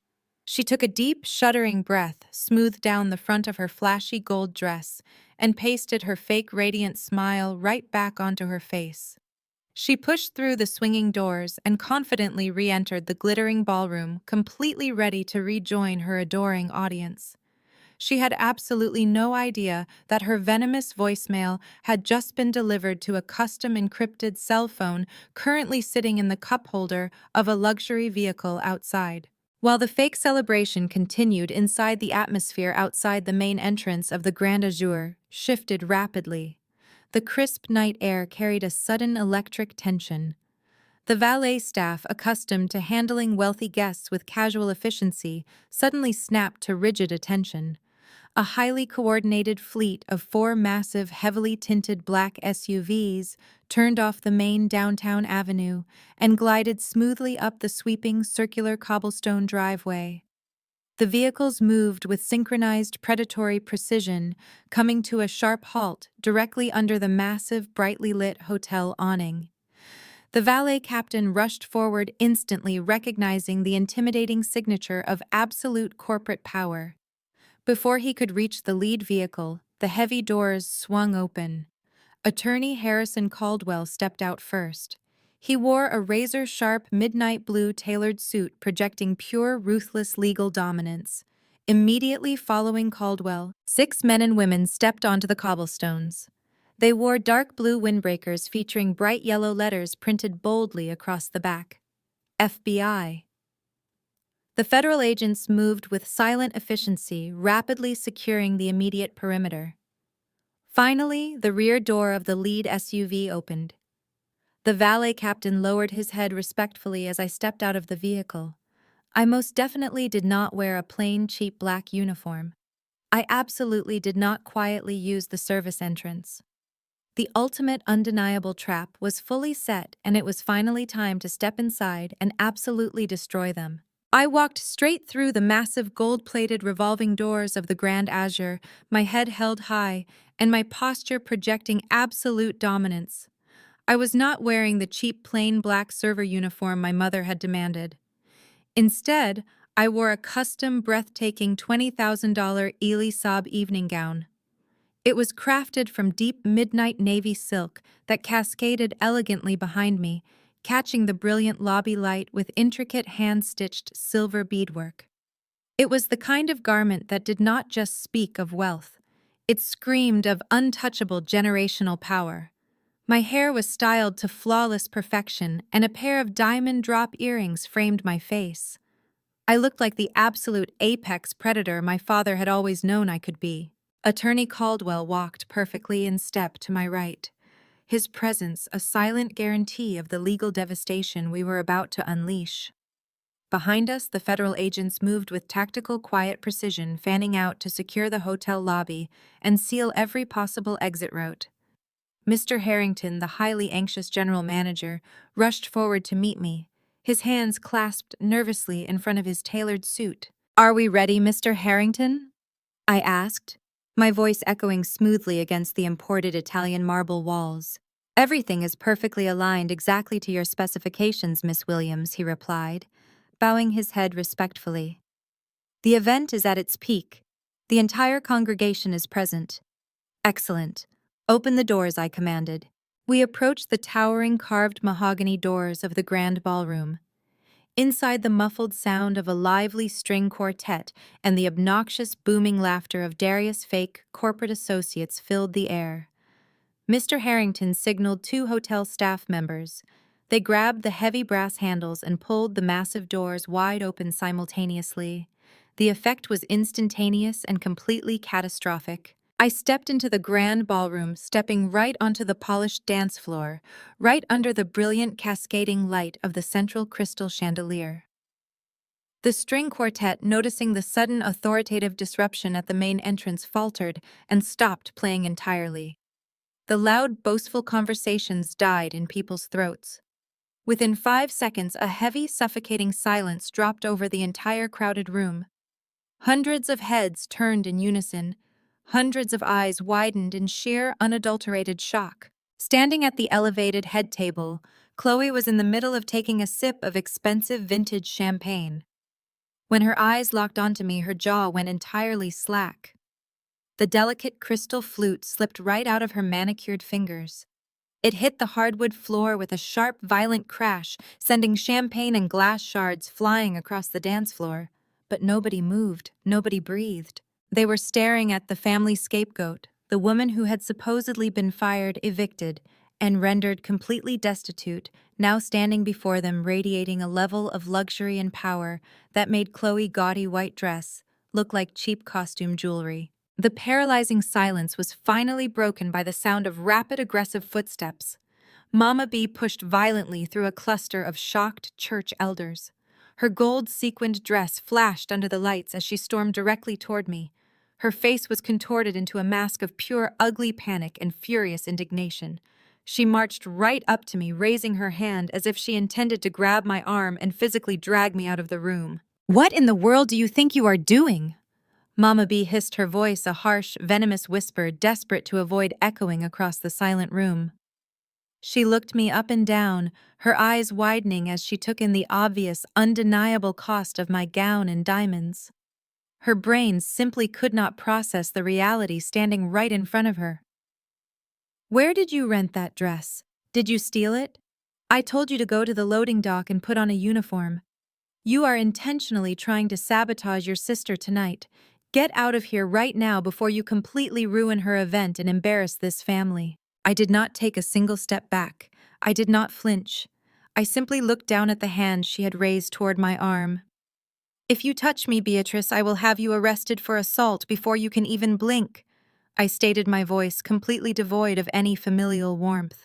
Mama Bia snatched her hand back as if she had been burned by a hot stove. She gasped, her chest heaving with outrage. "You ungrateful, wicked girl! You lost your job. You lost your house. You have absolutely nothing. You are a useless disgrace. Security!" she suddenly yelled, turning her head to look for the hotel staff. "Someone call hotel security and have this crazy woman thrown out onto the street immediately." I smiled. It was a slow, incredibly dangerous smile that made the blood instantly drain from my mother's face. I did not need to yell. I did not need to cause a frantic scene. I simply raised my right hand and gave a subtle, practiced signal to Mr. Harrington, who was standing quietly just a few feet away. The general manager immediately stepped forward, bypassing my furious mother entirely. He walked directly to the small stage where the string quartet had been playing. He picked up the microphone from its silver stand. A sharp, high-pitched squeal echoed through the ballroom speakers, forcing everyone to wince and ensuring that every single person in the room was paying absolute attention. "Ladies and gentlemen," Mr. Harrington announced, his professional booming voice carrying effortlessly across the massive, silent ballroom. "We are incredibly honored to host you all at our beautiful property tonight. However, before the festivities continue, I have an extremely important official announcement to make regarding the management and future of this establishment." The church aunties leaned forward, their eyes darting rapidly between Mr. Harrington, Mama B, and me. Chloe grabbed the edge of the head table, her knuckles turning stark white. Darius was suddenly sweating profusely, aggressively tugging at the collar of his custom white tuxedo. "I would like to formally introduce the new absolute owner of the Grand Azure Hotel," Mr. Harrington declared, his voice ringing with profound respect. Please direct your absolute attention to the center of the room and welcome our new employer, Ms. Nia Williams." The words dropped into the ballroom like a massive, devastating financial nuclear bomb. Mama Bia physically staggered backward, her high heels catching on the hem of her flashy gold dress. She bumped into Sister Lucille, completely unable to support her own weight. Her mouth opened and closed repeatedly, but absolutely no sound came out. Her entire reality, her entire false narrative of superiority, had just been vaporized in a single sentence. "That is a lie," Chloe suddenly screamed from the elevated head table, her voice cracking with sheer hysteria. Her carefully crafted influencer persona completely shattered. She pointed a trembling manicured finger at me. "She is a broke medical coder. She is unemployed. She is homeless. This is a prank. Darius, tell them this is a prank." But Darius did not say a word. He was not looking at me. He was staring directly at Attorney Caldwell, who was standing just behind my left shoulder, holding the sleek leather briefcase. Darius recognized Caldwell from the high-profile financial magazines. He knew exactly who Caldwell was, and he instantly realized the catastrophic, fatal truth. The hostile private holding firm that had bought up his massive toxic debt portfolio was not a faceless corporation. It was me. I owned his loans. I owned his credit. And I had just bought the most expensive hotel in the city, using cash. The church congregation erupted into chaotic, deafening whispers. The elders stared at me in total shock and awe.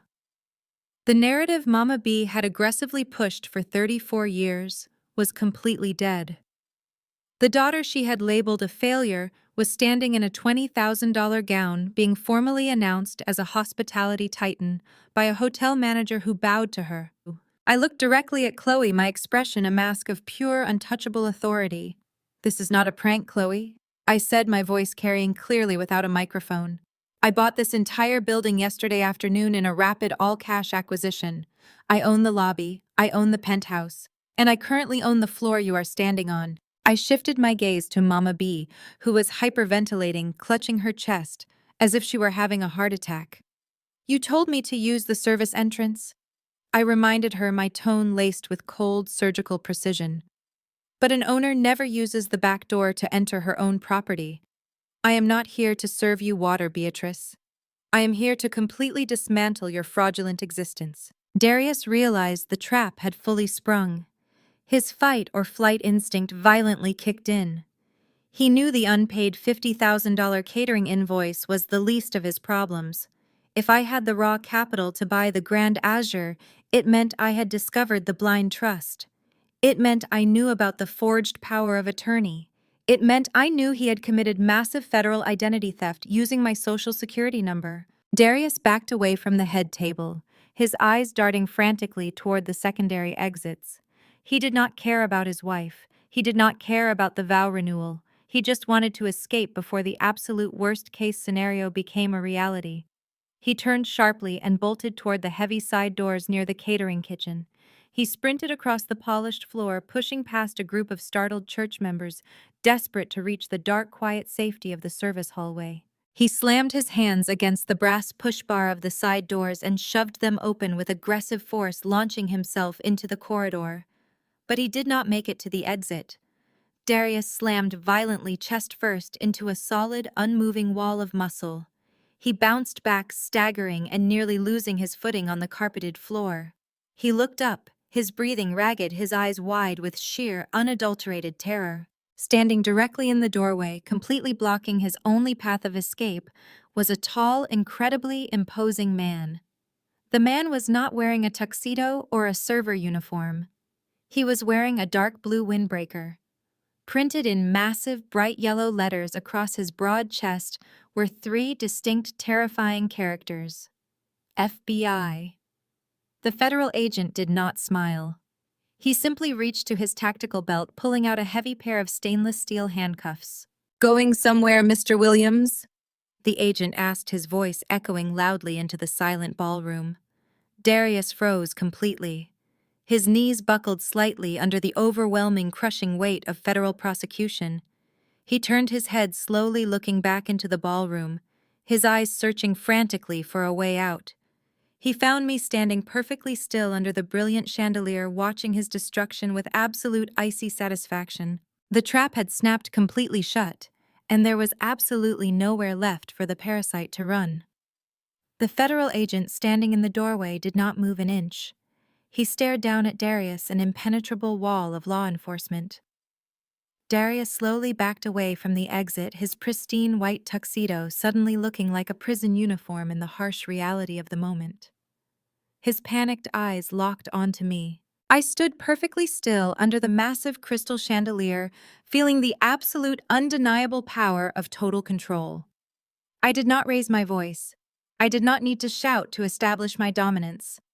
I simply lifted my right hand and gave a sharp, deliberate nod toward the elevated audio and visual control booth located over at the far end of the grand ballroom. The hotel technical director, who was now working exclusively on my payroll, immediately executed my direct command. The lively, elegant string quartet music that had been softly playing through the massive hotel overhead speakers was abruptly cut off. A sharp crackle of static echoed through the cavernous space, forcing the congregation to wince and cover their ears. Then a crystal-clear, high-definition audio recording began to blast through the massive surround sound system. It was a recorded phone call obtained legally during Attorney Caldwell's aggressive acquisition of Darius' toxic debt portfolio. The voice booming out of the speakers was unmistakably Darius. He was speaking to a predatory, high-risk loan officer, bragging with arrogant, unfiltered confidence about his financial crimes. "Yeah, I have the social security number right here," Darius recorded. Voice echoed across the silent ballroom. Beatrice handed the card right back over to me. She hates the girl anyway. Nia has absolutely no idea what is going on. Her credit score is a pristine 800. We are going to use her profile to secure the bridge loan for Vanguard Holdings. The loan officer on the recording asked a short question about the property deed. "Are you kidding me?" Darius laughed. "The old lady is hopped up on hospice morphine." Beatrice already faked her signature on the power of attorney paperwork. "We transferred the house for pennies. We are going to bleed the property equity completely dry to fund Chloe's new lifestyle brand, and when the bank finally forecloses, the debt falls entirely on Nia. Process the new loan. I need 50,000 transferred by Friday for the vow renewal party." The recording clicked off, plunging the grand ballroom back into a suffocating heavy silence. The sheer calculated evil of his words hung in the air like toxic smoke. A collective horrified gasp rippled through the church members. Sister Lucille covered her mouth, her eyes wide with absolute shock. The pastor took a deliberate step backward, staring at Mama B with profound public disgust. The undeniable truth was completely exposed. Mama B had actively participated in the financial destruction of her own daughter and the theft of her dying mother estate. The men Darius had proudly introduced as his elite corporate investors suddenly realized the catastrophic legal danger they faced. Associating with a publicly outed identity thief was professional suicide. The fake investors immediately backed away from Darius, creating a wide, empty circle around him. They wanted absolutely no part of this sinking ship. Chloe stood frozen at the head table. The expensive crystal champagne flute lay shattered at her feet. She looked down at her breathtaking custom-designed white gown, then at the towering floral arrangements she had bragged about online. The horrifying realization slammed hard into her mind. Her entire life, her brand, her marriage, her supposed wealth, it was all a criminal fabrication. She was not a successful influencer. She was the unwitting accomplice to a massive federal fraud operation. Chloe turned slowly, stepping down from the elevated stage. She ignored the stares of the church congregation. She walked toward her husband, her face twisted into a mask of pure, absolute horror and betrayal. "You used her social security number!" Chloe screamed, her voice cracking violently, echoing off the high gilded ceiling. "You told me you were a financial genius. You told me you made brilliant investments. You stole from my sister to buy this dress. You stole my grandmother's house. You are a complete fraud." Darius raised his hands, desperately trying to pacify her, his eyes darting frantically toward the federal agents closing in. "Chloe, baby, you have to listen to me," he pleaded, his voice high-pitched and trembling. "I did it for us. I did it so you could have the life you deserve. We can fix this. I can explain everything to the authorities. There will be no explaining, a deep, authoritative voice interrupted. Attorney Harrison Caldwell stepped out from the shadows near the entrance, flanked by two highly trained FBI agents. Caldwell adjusted his tailored suit jacket, his expression projecting cold, absolute legal devastation. He walked directly onto the polished dance floor, completely ignoring the frantic, sobbing bride and focusing entirely on the panicked con artist. Darius Williams. Caldwell announced, his voice carrying the heavy, undeniable weight of the federal justice system. You are no longer dealing with secondary lenders or easily manipulated family members. You are dealing with the full aggressive force of federal law enforcement. The lead FBI agent stepped forward, pulling a pair of heavy stainless steel handcuffs from his tactical belt. He grabbed Darius by the arm, spinning him around with professional, uncompromising force.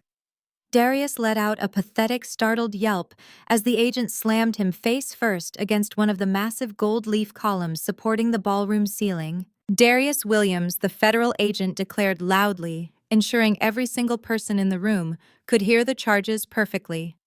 You are under arrest for multiple counts of federal wire fraud, aggravated identity theft, and elder financial abuse. You have the right to remain silent. Anything you say can and will be used against you in a court of law. Darius struggled weakly, but the agent swiftly secured his wrists behind his back.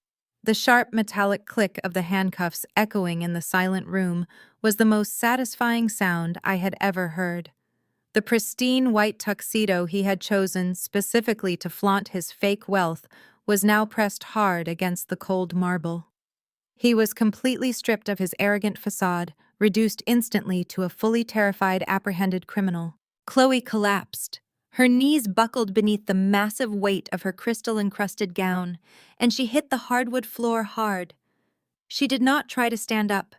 She simply curled in on herself, burying her face in her hands, and began sobbing uncontrollably. The loud, racking wails of the golden child echoed through the ballroom, a tragic, pathetic soundtrack to the destruction of her fake empire. She realized she was not just losing her husband to federal prison. She was losing her status, her home, her followers, and her entire identity.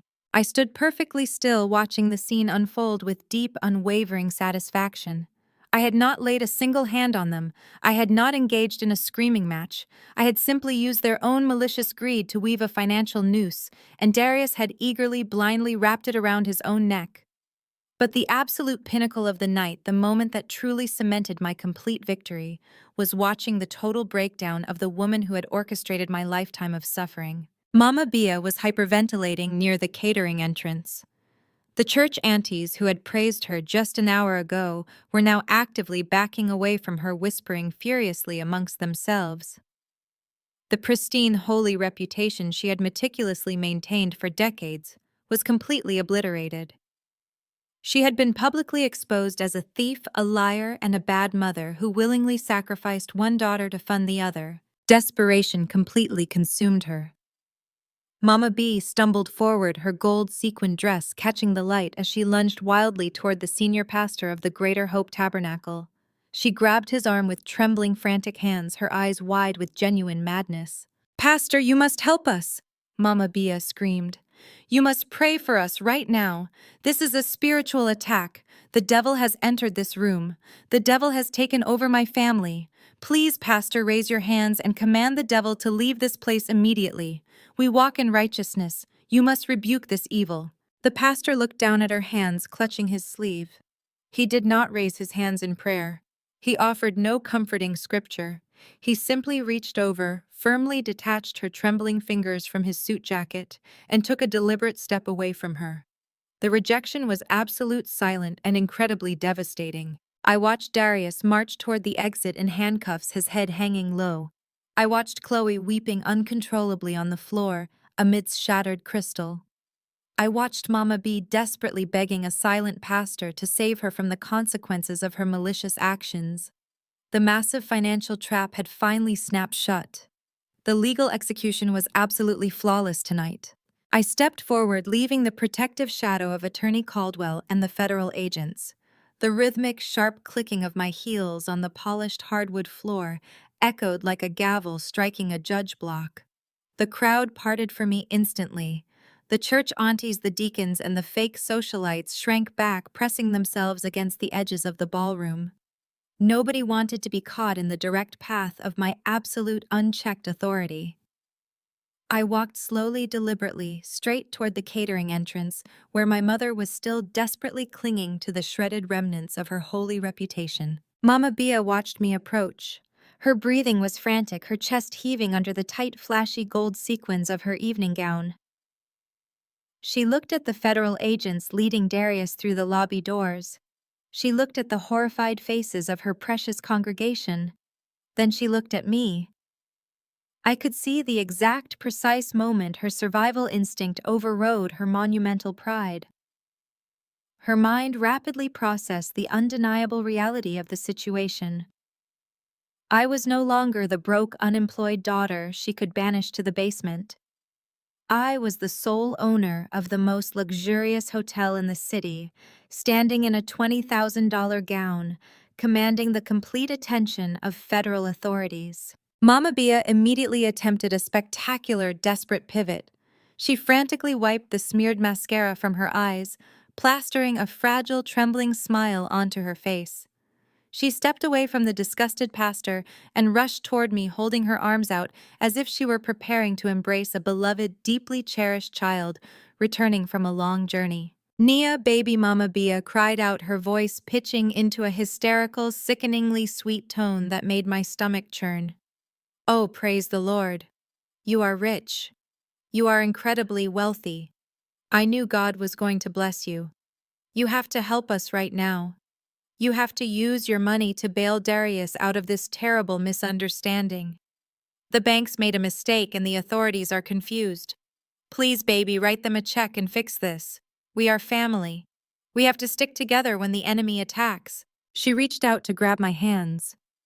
I did not move backward, but I raised my chin and shot her a glare so entirely devoid of warmth, so profoundly lethal, that she froze completely in her tracks.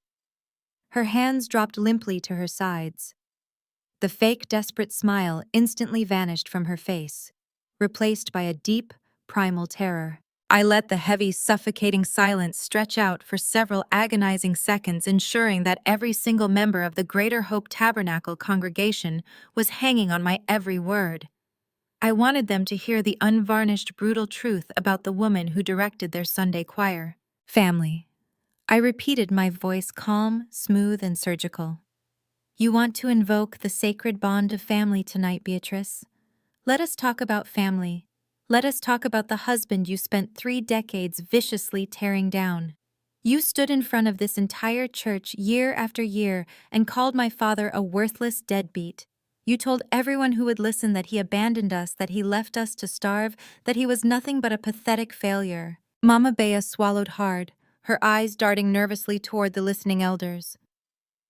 Nia, please, she whispered. Do not do this right now. Not in front of the congregation. I ignored her weak, pathetic plea, raising my voice just enough to ensure perfect clarity across the vast, glittering ballroom. But this spectacular hotel, this custom designer dress, and the massive wealth I wield tonight all came directly from the $47 million he left exclusively to me. He was not a deadbeat. He was an absolute genius. He was a brilliant chemical engineer who patented a revolutionary medical technology. He built a quiet, untouchable empire. And he specifically, legally locked that money away in a blind trust because he knew exactly what kind of person you truly are. The congregation gasped in collective, horrified unison. Sister Lucille actually had to lean against a marble pillar to steady herself. The whispering swelled into a loud, undeniable chorus of shock and deep disgust. You are not a victim of a misunderstanding, Beatrice, I continued, taking one deliberate step closer to her, forcing her to look directly into my eyes. You are a common thief. You willingly helped a cheap con artist steal your own dying mother house. You actively handed over my social security number to forge a fraudulent mortgage. You sacrificed your eldest daughter's financial future and personal sanity just to fund a fake hollow influencer lifestyle for your favorite child. You traded your integrity for leased luxury cars and expensive catering. Mama B began to shake violently. The undeniable public exposure was completely destroying her. The pious, righteous facade she had worn like armor for 30 years was entirely gone, stripped away, to reveal the greedy, toxic parasite hiding underneath. She opened her mouth to argue, to deny, to deflect, but absolutely no words came out. She was completely broken. I turned my attention away from the sobbing, ruined matriarch and looked down at the polished hardwood dance floor. Chloe was still crumpled on the ground, her massive crystal-encrusted white gown spread out around her like a deflated parachute. She was crying so hard she was audibly choking on her own breath. Her perfect makeup ruined, her fake social media empire entirely demolished. She looked up at me, her face contorted in sheer, unadulterated misery. "Nia, please," Chloe begged, her voice a wet, desperate croak. "I had no idea Darius was doing any of this. I swear to you I did not know about the identity theft. I just wanted a nice life. I just wanted a nice home. You cannot let them take everything away from me. Where am I supposed to go? Where am I supposed to live?" I stared down at my younger sister, feeling absolutely zero pity. She had actively cheered when I was thrown out onto the sweltering street. She had mocked me when she thought I lost my hospital job. She had reveled in my supposed destruction. Now she wanted mercy. "I did not just buy this hotel, Chloe," I stated, my tone dropping to a cold, merciless whisper that cut directly through her hysterical sobbing. "I bought Darius' toxic debt portfolio. I bought the fraudulent mortgage on grandmother house. I bought the massive, high-interest credit card balances you used to buy that ridiculous white dress and those cheap designer handbags. I am no longer just your sister. I am your sole absolute creditor. I legally own every single liability attached to your fake glamorous existence." Chloe's eyes widened in complete absolute horror. The realization hit her like a physical blow. She was completely at my mercy and she knew I had absolutely none left to give. "You have exactly 24 hours to pack your bags and vacate grandmother house," I commanded, leaving absolutely no room for negotiation or debate. "You will leave the property in pristine condition. If you are not completely gone by tomorrow night, my private property management team will physically change the locks, and they will throw your fake designer bags and your cheap ring lights directly onto the front curb for the entire neighborhood to see. You are evicted, Chloe. Your fake lifestyle is officially canceled." Chloe let out a loud, agonizing wail, burying her face in her hands and collapsing fully against the polished floor. She was completely devastated. The reality of her impending homelessness and absolute public ruin had finally crushed her fragile narcissistic ego into fine dust. I turned away from the pathetic, sobbing woman on the floor and faced the grand entrance of the ballroom.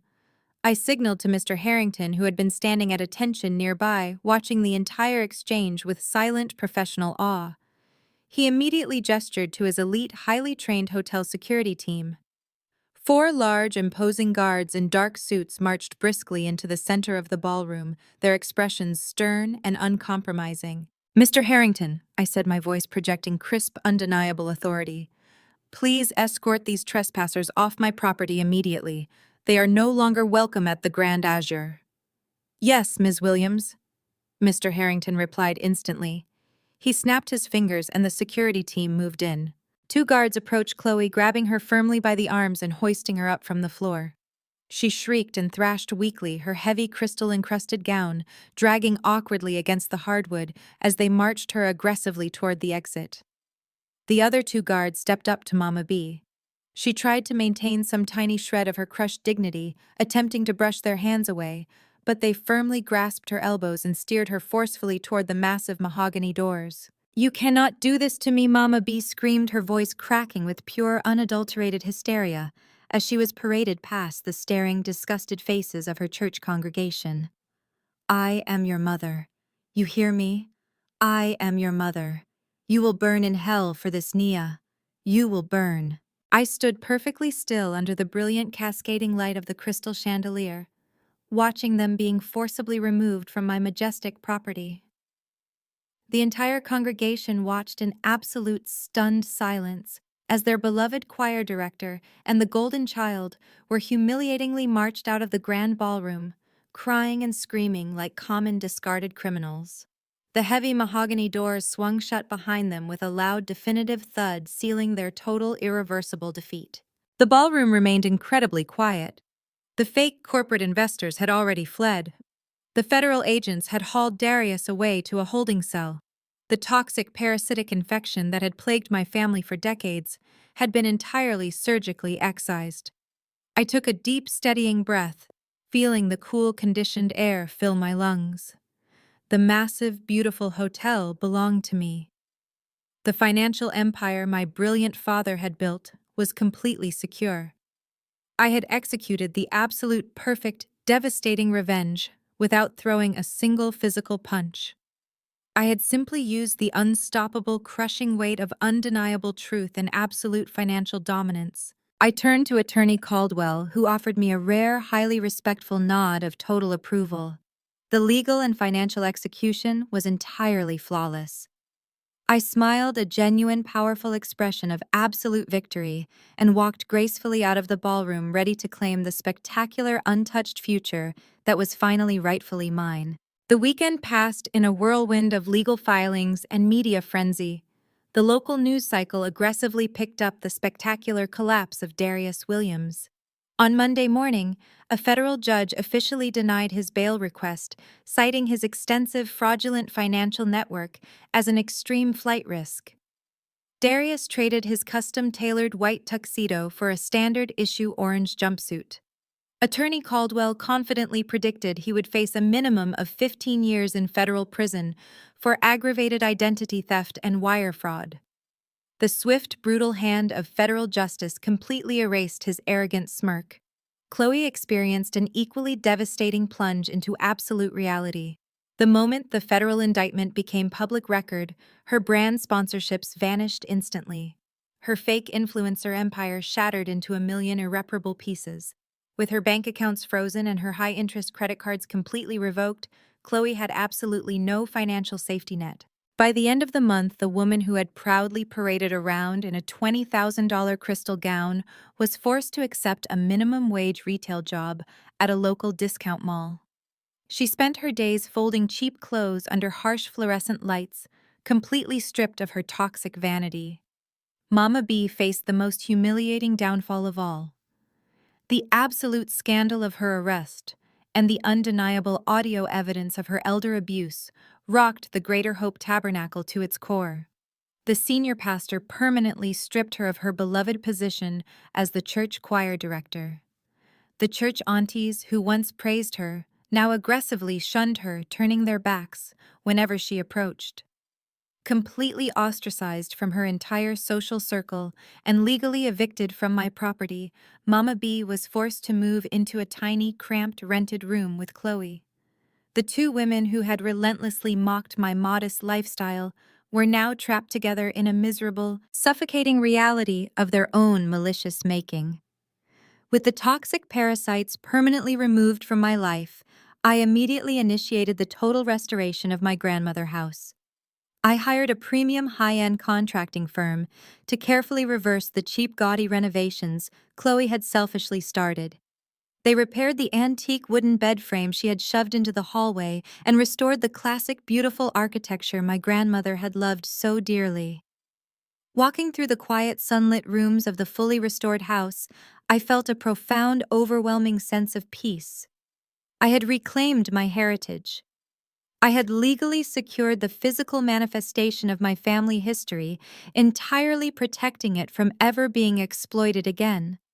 The house was no longer a symbol of theft and betrayal. It was a standing monument to absolute resilience. But there was still one final critical loose end to tie up. The hospital network that had so eagerly suspended me without a single shred of actual evidence still required a severe, permanent reality check.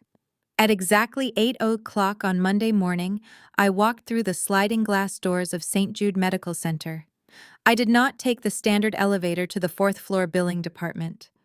I took the private keycard restricted elevator directly to the top-floor executive suite.